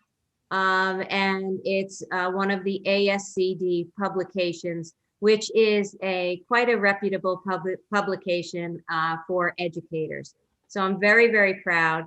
It is about using the Croton Harmon work in the area of critical thinking, and just kudos to our staff, and being recognized on this level just gives me chills. All right. Any other questions? All in favor? Aye. Oppose? Abstain? Motion carries. Thank All you. right. That is very exciting and a very big moment, I think, for the district. So congratulations to everyone involved in putting that work together. And now we will move on to donations. So recommended action that the Board of Education gratefully accepts a donation in the amount of $9,200 from the Croton Harmon Education Foundation to purchase a golf simulator for the Pierre Van Cortlandt Athletic Department. Second. On the question? All in favor? Aye. Oppose? Abstain? Motion carries. Recommended action that the Board of Education gratefully accepts a donation in the amount of $250 from Eric Kohler and New York Life as a contribution to the Carrie E. Tompkins Elementary School General Fund. On the question? All in favor? Aye. Oppose? Abstain? Motion carries. Thank you to our donors. We're always so happy and grateful to accept donations on behalf of our students, and we thank you for thinking of us and your outreach to the school district. We will now move on to instructional personnel. Recommended action that the Board of Education approves the instructional personnel amendments as presented. Second. On the question? All in favor? Aye. Oppose? Abstain? Motion carries. 6.2, recommended action that the Board of Education accepts the instructional personnel resignations for the purpose of retirement as presented. Oh, I think for this, I will read out the teachers. So Catherine Brennan, teacher, effective July 1st, 2021. Phyllis Cobb, nurse, effective July 1st, 2021. Nancy Saladino, teacher. All of these are effective July 1st, 2021. Charlene Serlin, teacher. Leslie Troyce, am I pronouncing Troyce? school counselor, Lisa Vlad, teacher, Marianne Zabia, teacher, and Donna Light Donovan, teacher. Oh, I'm sorry. Lisa Vlad is the 11th, not the 1st. My apologies there. So moved. Can I get a second? I know no one wants to. This is, quite a list of It is. Yeah. retirees. It's like a heavy responsibility accepting it from them. But I second. You'll second. I know. All right, we got it. We did get a second from Andrea. Yes, regretfully, we are accepting these. So all in favor? Aye. Oppose? Iris was there very quietly saying aye. Opposed, abstain, motion carries. We thank all of these staff members for their incredible contributions to our school district over the years, and you will be very, very much missed. You've all been very important parts of all of our children's lives. So thank you. And I would just like to add that I am hoping, normally on the day of the district meeting, the vote, we have had, honoring people. And I don't know what the state of the world will be, but I would hope somehow, even if we can do it outside, we could have an opportunity to join together personally with each of these individuals and be able to celebrate. Absolutely. And I think that's something definitely board officers will be discussing with administration, because we do want to make sure that we pay tribute to these staff members and thank them for their service. Okay. And now we will move on to 6.3. Recommended action that the Board of Education approves the appointment of Michael Galino, interim athletic director, effective for the 2021-2022 school year, starting July 1st, 2021 to June 30th, 2022, as per the terms provided in the benefit agreement presented. Second. On the question? All in favor? Aye. Aye. Oppose? Abstain? Motion carries. Okay, so now we are moving into the consent agenda. Recommended action that the Board of Education approves the consent agenda as presented. Can I get a second? Second. Neil, on the question?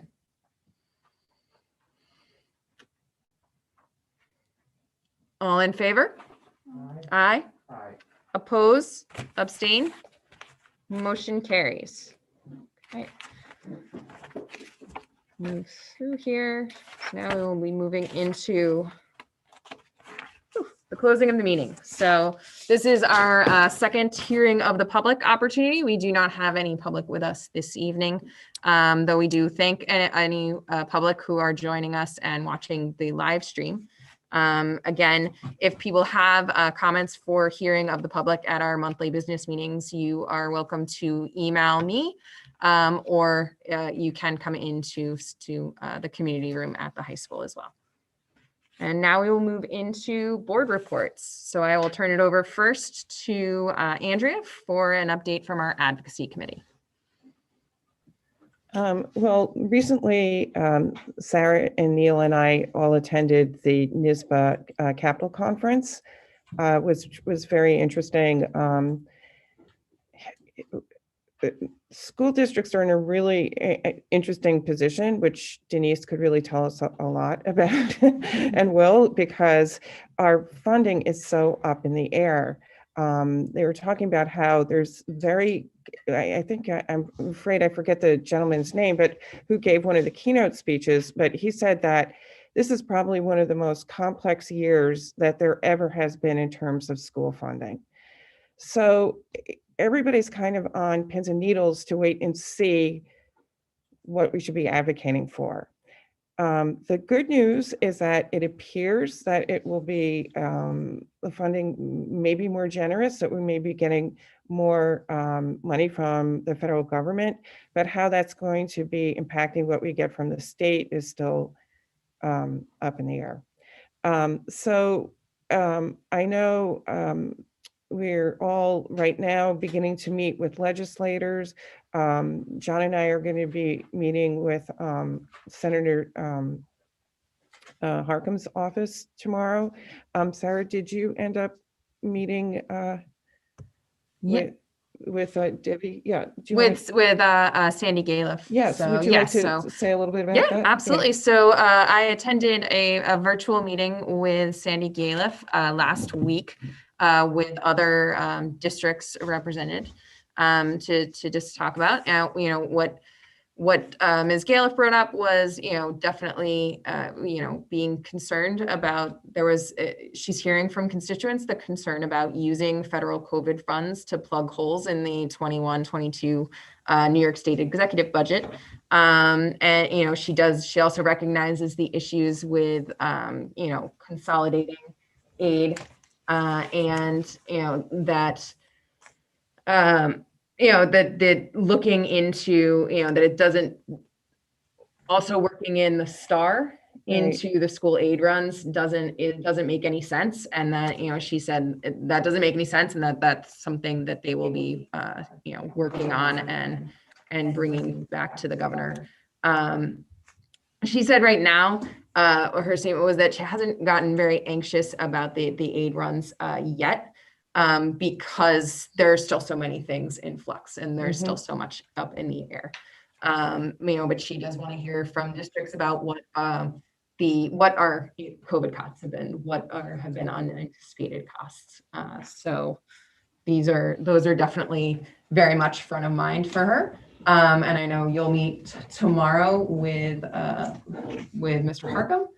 And, I think we're definitely trying to stay in front of our legislators and bring to them the issues and the challenges that the executive budget presents for our districts. If I can add something else, advocacy-wise, which may be a little bit less even optimistic, if I can call it, than what was reported from the Capitol Conference. On February 4th, there was a West Putt meeting with the assembly people from Westchester. Tonight, there was a similar meeting with state senators. And the sense that I got from what the assembly people were saying about the proposed budget and the aid that would be coming to us and other districts was that it seemed, and I don't have that document with me, but it seems that what they believe, that is the assembly people believe, is that there's very much of a shell game going on with respect to the COVID aid that may be coming through the 2021 version of CARES Act that is now before Congress. Where, in addition to the attempt that Cuomo has tried for many years to fold all of the various categorical aids into foundation aid, and I'll discuss that in a second. They also said that what, as you may recall, we had kind of a gap elimination adjustment.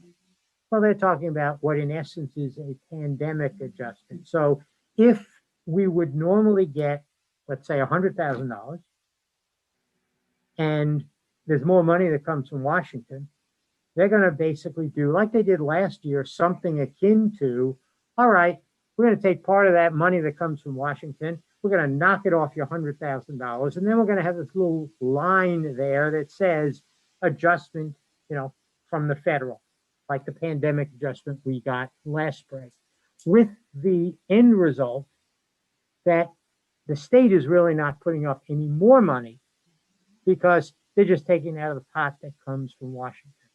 Now, it's going to be very complex because some of that is going to have to go to schools, but it's going to be probably be dedicated to Title I schools.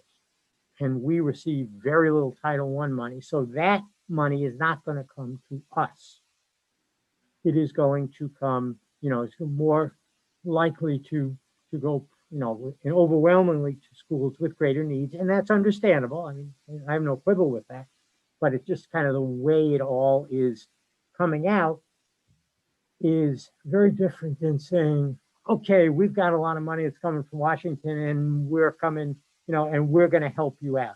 The issues in terms of the folding of categorical aid into foundation aid is one that is harmful to districts because it does not reflect or take into account rising enrollment, does not take into account districts that have a large number of charter schools that they need to provide reimbursement, does not take into account changes that you might have in perhaps even in building aid. We don't know. They may be chopping out building aid as well.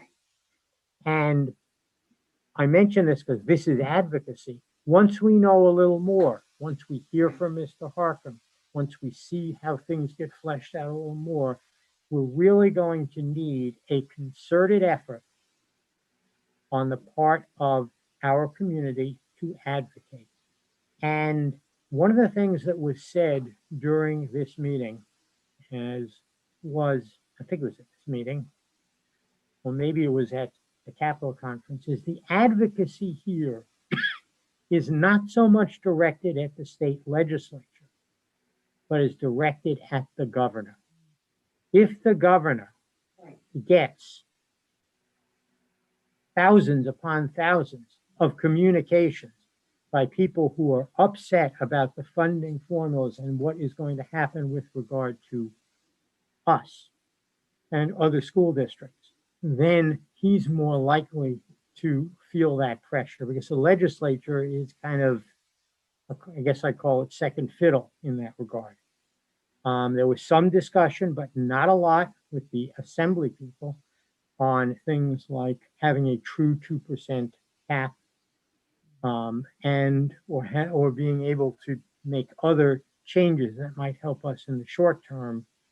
There may be some issues that come up tomorrow, Andrea, when you and John are speaking to Senator Harcum, some things to keep in mind, but it is going to be a difficult situation, and none of the districts who participated, I mean, although we were not, it was like a Zoom thing, we couldn't speak, but none of the speakers on behalf of the Superintendent Somers was one of the presenters, as well as somebody from NISBA, from West Butt. Nobody was happy. None of the legislators were happy.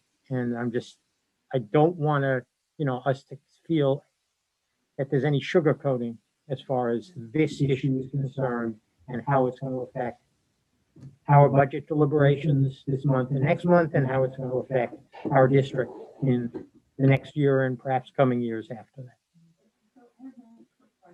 Mhm. Unmute.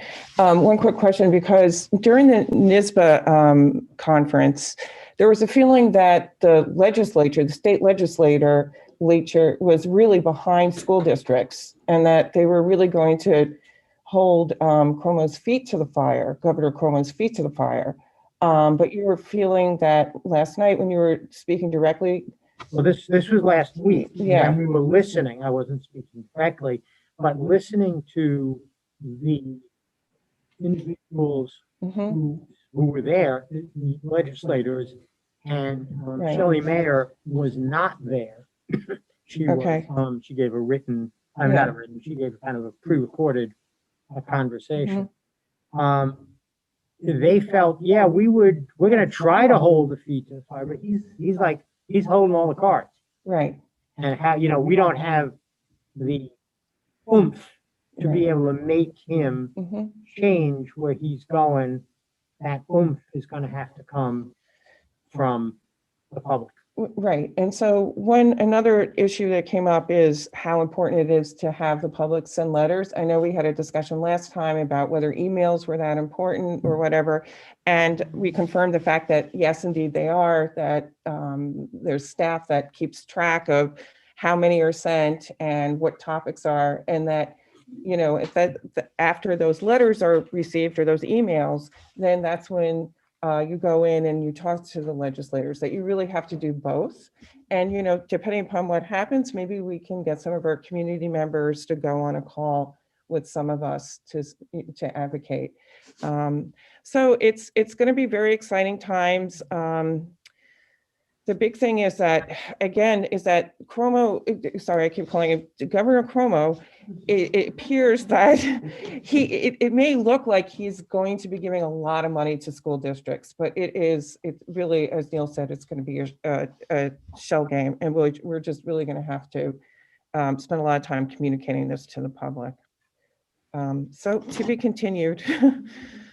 Oh, one quick question, Denise. Have you received a questionnaire from Westchester Putnam yet, asking some of our expenses? Because I know they were trying to put that together for advocacy. Yeah, we did respond to that. Oh, great. Thank you so much.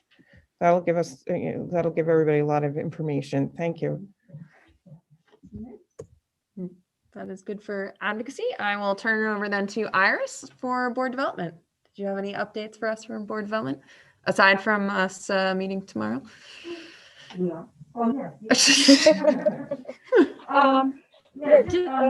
Just let the full board know that we're planning on putting together a nice, concise PSA. What I gave tonight was, you know, very free flowing, but we really want to encourage our community to consider running for the board. We really want to try and get some voices that may be new to the district, new to the process, so that they can understand what board service is. We want to try and increase our diversity of application of people considering it. And I do want to. We did have a caller during the Black Cow who asked me what the number of hours was that we put into board service. And I was trying to, I kind of downplayed it our time, so I don't know if she's watching tonight, but I will be emailing her with a more accurate reflection of the amount of time that board service requires. And I would just encourage anyone that's considering, like I did earlier, to please reach out to the Board of Education. We are here. We will answer any questions you may have about board service. So our PSA that we'll put together tomorrow will do that. I've reached out to our former board members as well as the current board to put together a video informational that we can put on the website about board service. I have gotten back some responses where people are thrilled to participate. So that is what board development is working on. Our next, I was going to ask if before the next work session, if anyone that's on the board could maybe for a half hour beforehand, make ourselves available for anyone on the public that would like to do a Zoom in and have a conversation with us, like we would normally do it in the room, but since we can't do that, if we can maybe arrange that and then send out a notification so we can start the conversation and start answering questions. And we're going to try and put out as much information as we can in Spanish. And I did hear back from Karen that it might be a good idea to consider Chinese as well in terms of translating our materials. And that really is board development. For clarification, by next board meeting, do you mean the February 25th work session or the next business? The work session. Work session. Perfect. Because my understanding is that the applications, the petitions are going up on the website. Petitions are already up on the website. They're up there now. Yes. So I want to start making ourselves available if people are perusing. Perfect. So yeah, we'll let board development know, any board members who can attend. Yeah. Jump on a half hour early and we can we can answer questions. Great. Oh, and Iris, quickly, I'm sorry that you didn't clarify what the accurate number of hours are. I was trying to be, I was trying to encourage this person to consider. Well, So I only said it's only about 5 hours a week. But that was like ridiculously under the number. I actually have spoken to a couple of my fellow board members. It's probably more about 12 to 20 hours a week. Well, it depends, but. I think it depends, yeah. Depends greatly on the time of year and what's going on right then. Sometimes a year it's a lot more, sometimes a year it's a lot. Of course. And if there's a pandemic, there's a lot more. Right. I did want people to go in with their eyes open. Sarah let me know that it was helpful to be given an accurate depiction before she decided to run. The time commitment, it's not only board meetings, it's a lot of other materials that we are responsible for. So, but we don't want to scare anyone. Please consider running. And we can tell you about some of the responsibilities that go along. And Iris, can I just quickly bring up goals? Because we've been talking about it. We usually present them at the beginning of the year. Yes. The board development committee is feeling that we should just continue with our goals. We're sort of in the middle of all of them. And we do know that Natalie, who's working with us with diversity, inclusion, and equity group from the Schoenberg Center, wants to help us rewrite our goal. So we're not our equity goals. So we're not quite there with it. So we might end up doing it a little later this year. But for now, we're going to stick with our 4 goals that we have. And maybe we'll vote on it next, our next business meeting. Yeah. Okay. Are you good with board development, Iris? All right. So Josh, we'll move over to you with communications. You got to unmute.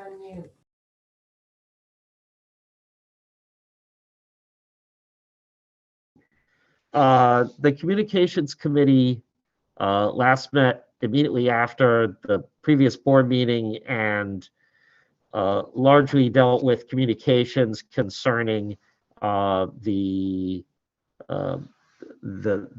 retirement, Dr. O'Connell's pending retirement, and the announcements about some announcement about how we're going to be doing a search, and basically communication about past items. The next meeting up is scheduled for this coming week on Wednesday. I apologize for pushing it to Wednesday as opposed to the usual Tuesday, but that was due to some conflicts. I'm hoping that as many can attend. I do know that that is during the break, and I hope that that's okay with our administration. Josh, Sweet. what time? 8:30 a.m. on Wednesday, Okay. via Zoom. The reason I asked that is because policy has a meeting 2 o'clock to 4 o'clock that afternoon with the administrators who were able to attend. So I guess they'll be there. The agenda item that we hope to tackle is we want to circle back to something that we've been talking about for a while on and off, but has languished because there have been so many other meaty items to deal with, and that is branding and logo.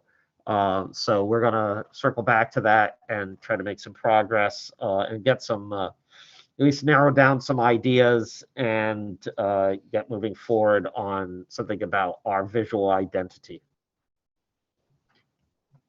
All right. So anything more on communications? That's it. All right, then Neil, policy. Policy. Very simply. I had said we are meeting next Wednesday, 2 o'clock to 4 o'clock. There are a couple of things I know we will be discussing. One is the fact that on our April work session, we have a code of conduct review. And I want to talk about that so that we know what we may want to do in code of conduct. This dovetails with, so I'll say it now, High School Building Planning Council has been discussing making revisions to the high school code of conduct and student handbook to deal with issues of restorative justice and restorative practices. So our discussion on the 17th will focus on how does our code of conduct reflect our commitment to restorative practices while at the same time protecting the district if disciplinary consequences must be taken. The other things, there are some other things that will be on the item on the agenda, including continuation of our work on looking at our policies that, we got a report a couple of years ago that we've been trying to work through on changes in policies or adoption of policies that NISBA Policy Services provided to us. There are probably, what I'm hoping, let me just mention one other thing, because I think it was discussed last time.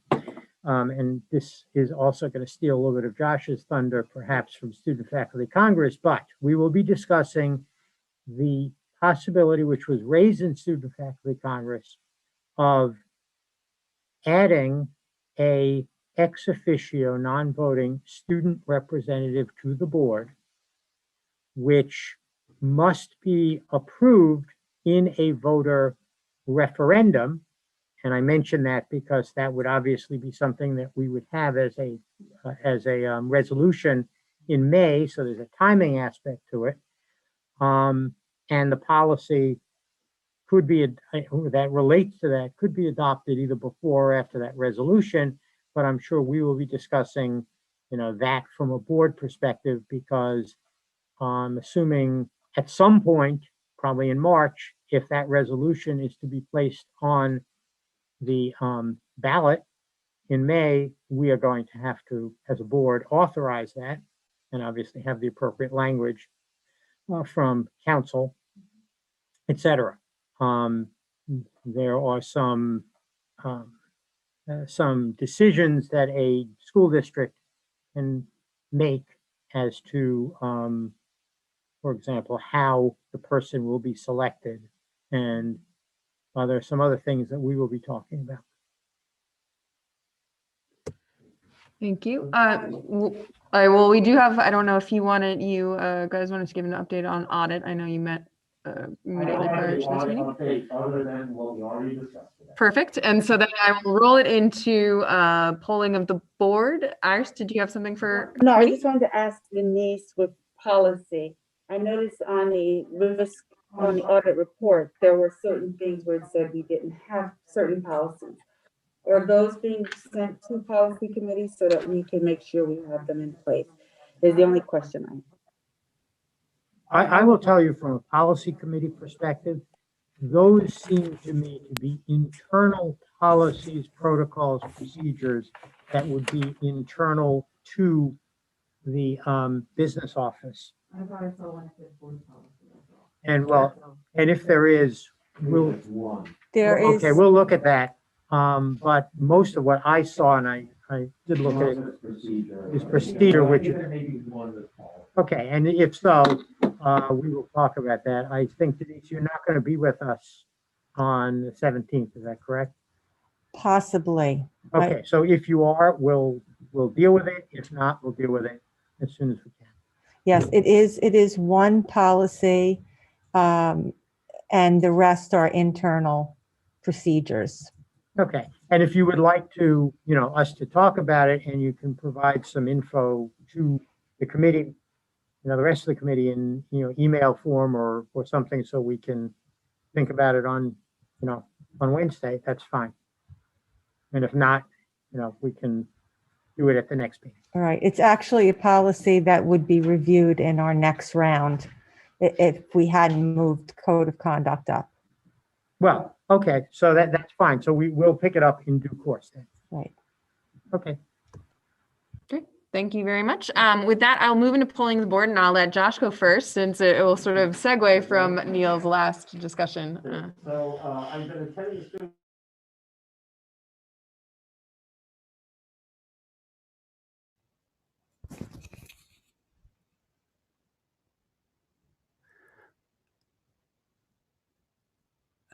I don't hear anything. I don't know.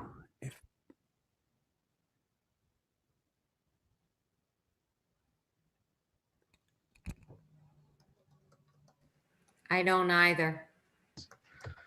I apologize for that. Now that I'm unmuted. I've been attending the Student Faculty Congress meetings. There has been a lot of discussion on various topics, but I think the one that is the most interest to the board right now is the proposal for a Student Board of Education member. There was extensive discussion about how such a student representative would be selected, what their responsibilities would be, and some of the methodology around the election of that person. The Student Faculty Congress was pretty adamant in its interest in that being someone who was elected by the student body. They came up with the following proposal, that the requirement should be the student must be a senior who has attended CHHS for at least 2 years. The student cannot also be the class president or it cannot also be a class president or SFC president. And that it would be part of the regular spring election cycle. The student will run as a junior in the spring, usually April, before their senior year, and the student must complete a nomination form with at least 20 signatures from students at any grade level with at least 2 students from each grade. Then the student will run in the general CHHS election, and they will be elected by a majority vote of the entire student body.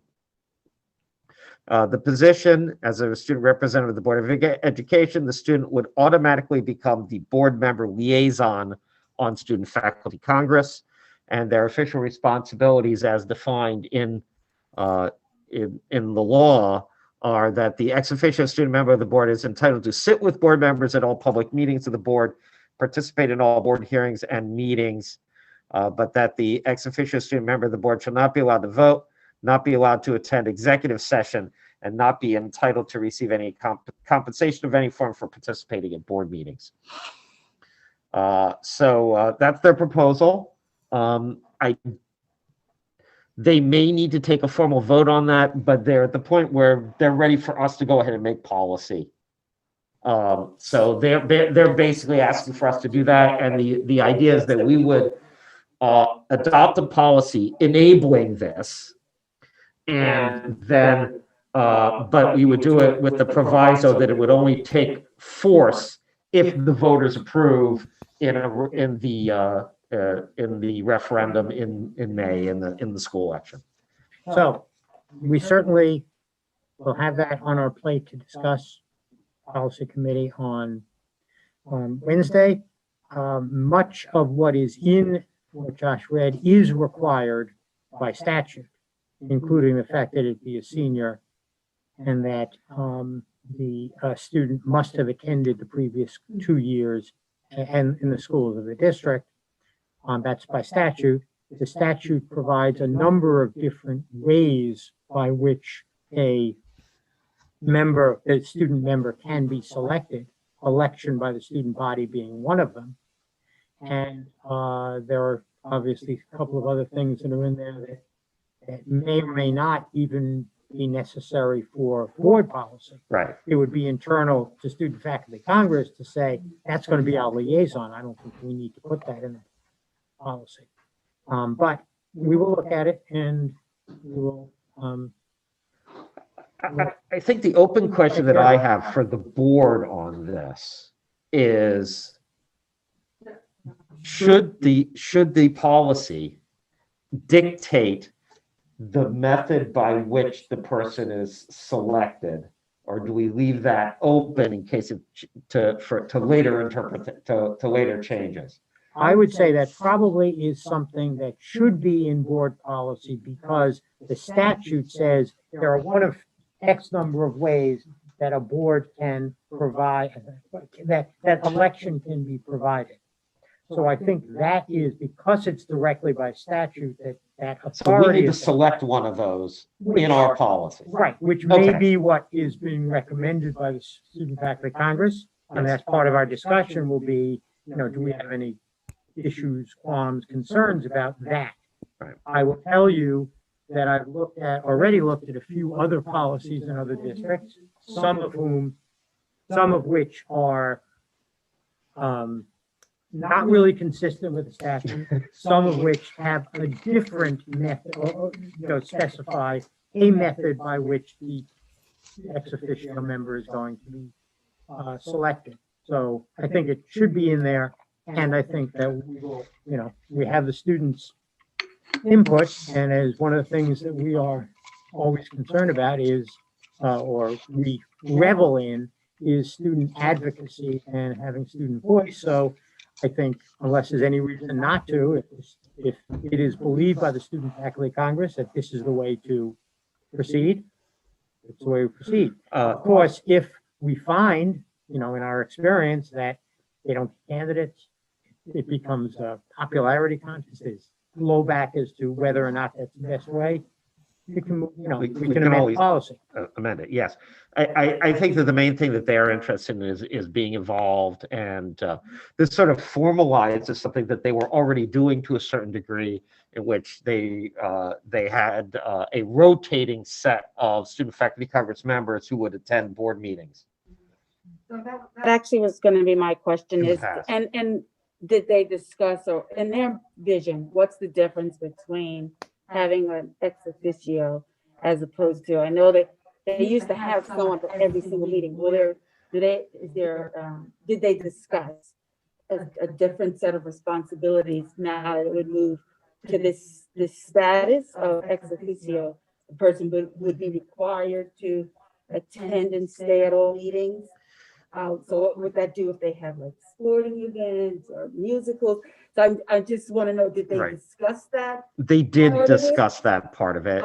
In their mind, like, what's the difference? Well, between I the think two? their thought process on this is that, part of, that was part of their discussion of the proposal, and sort of how the internal marketing of this, as you will, of how you recruit people to run for this position, is that it's a responsibility. It's a continuous responsibility, as opposed to a short, well, it's your turn to go this month.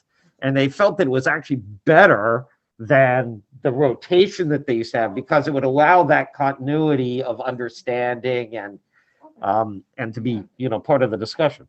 And I'm just wondering, does that mean that they'll have a seat at the table?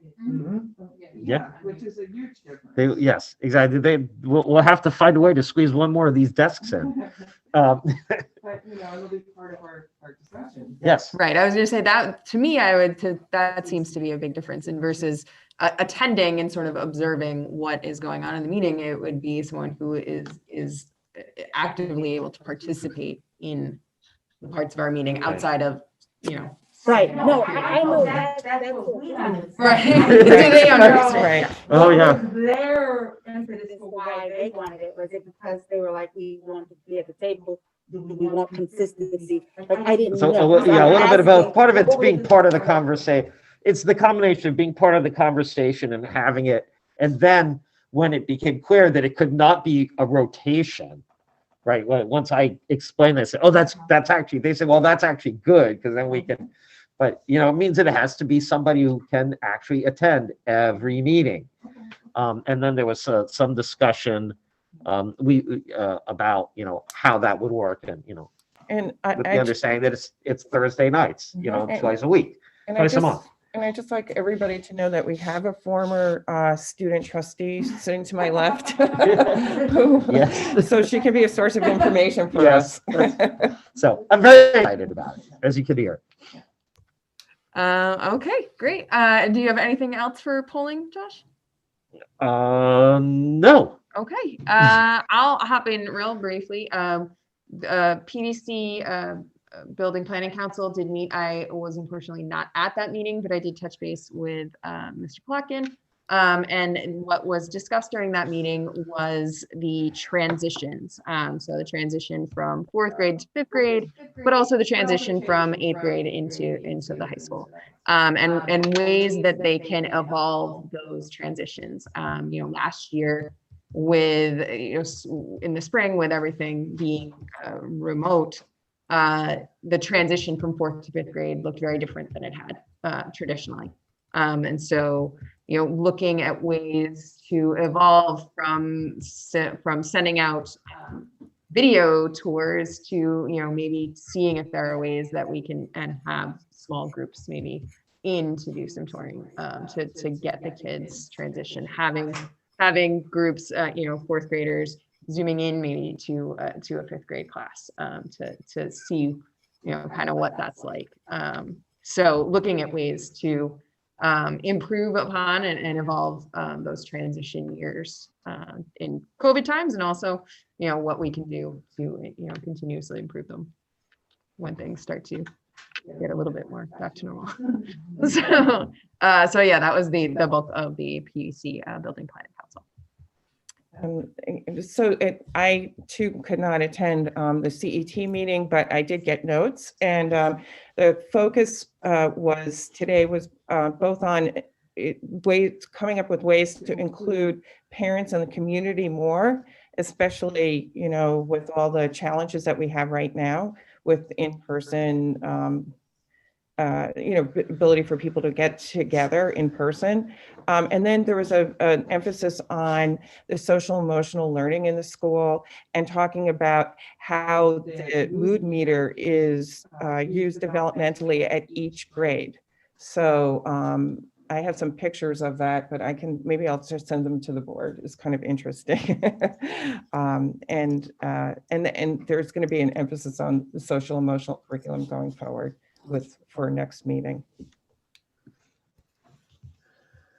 Did anyone else have anything for polling? I think you heard mine and. Wonderful. Iris, Brian? Yeah. Iris, do we want to talk at all about the village meeting that we went to, discussing Black History Month, or the inclusion and? It's interesting that, there's, the only reason why I bring it up was Iris brought up a very interesting point. It was a very interesting discussion about what the importance of Black History Month is. And people had different views, and the community talked about it. But there's always, and it makes sense, but people always go back to the school, like about what the school is doing. How is the school handling it? What are we teaching? And in fact, Iris really opened it up and said, well, what about our whole community? So it's interesting. We have so many parallel discussions going on. I'm looking forward to having more discussions because why not have more discussions about how we can sort of bring some of these some of these get-togethers and thinking and discoveries all together as a community beyond the school, and bring the community into the school. So that's all. Well, if we have nothing else for polling of the board, we will move on to items needed for the next Board of Education meeting. As Dr. O'Connell mentioned earlier in her superintendent's report, we will be the bus electrification task force. Summary recommendations will be presented during our work session. And it's also our official February budget work session. So if there are specific questions as they relate to either of those topics, I'm not sure how many. I think probably we'll want to see what the summary recommendations are from the electrification task force. But if you have budget questions, things that you would like our administration to be considering, please make sure to put those into our handy dandy spreadsheet and get those well ahead of time, because I'm sure Denise and her team are hard at work in getting that presentation prepared. So I had sent an email around about this, that February, I will not be at the meeting on the 25th. You're right. Yes. You know what? I'm so sorry because we did briefly week, or right now, look at alternative dates. And then I completely forgot to bring it up during agenda point, which is my bad. So let me reconvene and see if there is a way. I mean, if it's too hard, that's fine. I'll send I'll send questions in writing. Okay. I'll review the materials in advance, if necessary. Okay. All right. You just And turn off your then video. you did seem to I have be. one thing just to policy related. There may be policies that come out of our meeting on next week. One I know will come up soon is something that NISBA reported. It's relatively minor. We may be doing this with expedited work, but state legislature passed and the governor signed a bill, I think in December, stating that all school districts must establish a policy and procedure to ensure that all single-use bathrooms are marked as gender neutral with appropriate signage. That actually applies to all public places, restaurants, bars, every place. But there's a special provision in the education law, takes effect March 23rd, which we will just have to have a policy, pretty simple, to basically say that's what we're going to do in the district. So that will, involve, for example, down the hall here, we're going to have to mark, those can't be a men and a women's bathroom single use next to each other. There's no requirement that you provide or build single use bathrooms, but it's just if you have them, they have to be gender neutral. Now, the other thing we may want to consider, consistent with plans in the future, because we talked about certain renovations in our, high school and other facilities, what we might be doing about that subject. But just for policy, that's what we'll be. So for policy, is that, do you plan to have that then for since you said it goes into effect in March, would you have that for the March business meeting? It certainly would be for the March business meeting.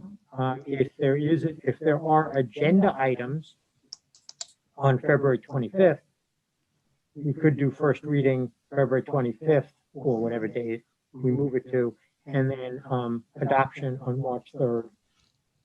Okay. Or we could adopt on March 3rd with a waiving of the second reading. If, Right. there's no objection. All right. Well, I guess keep us apprised of what comes out of the policy committee meeting. And if it's ready and we have action items for the 25th, we can. We may have some personnel items on for the 25th. I can't hear, yeah, I mean. Hear me? Yeah. Oh, here. Can you hear me? We can. We may have some personnel items for the 25th, so. Okay, so then we would be ready we would have other action items. We could do that then. Okay, no. Okay, with that then, if no one else has anything else. Board, yes, board goal. I did write that. I did note that down. We'll have board goals for our March meeting. So with that, to all of the community members who had joined on our live stream, we will be moving into executive session and expect to adjourn immediately following executive session. So thank you very much for joining in.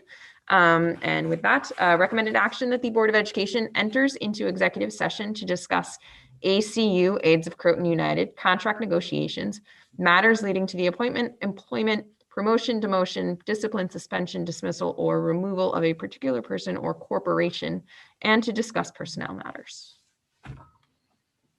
So moved. Second. All in favor? Aye. Oppose, abstain, motion carries. Thank you very much and have a lovely evening, and I'll see everyone in exec session.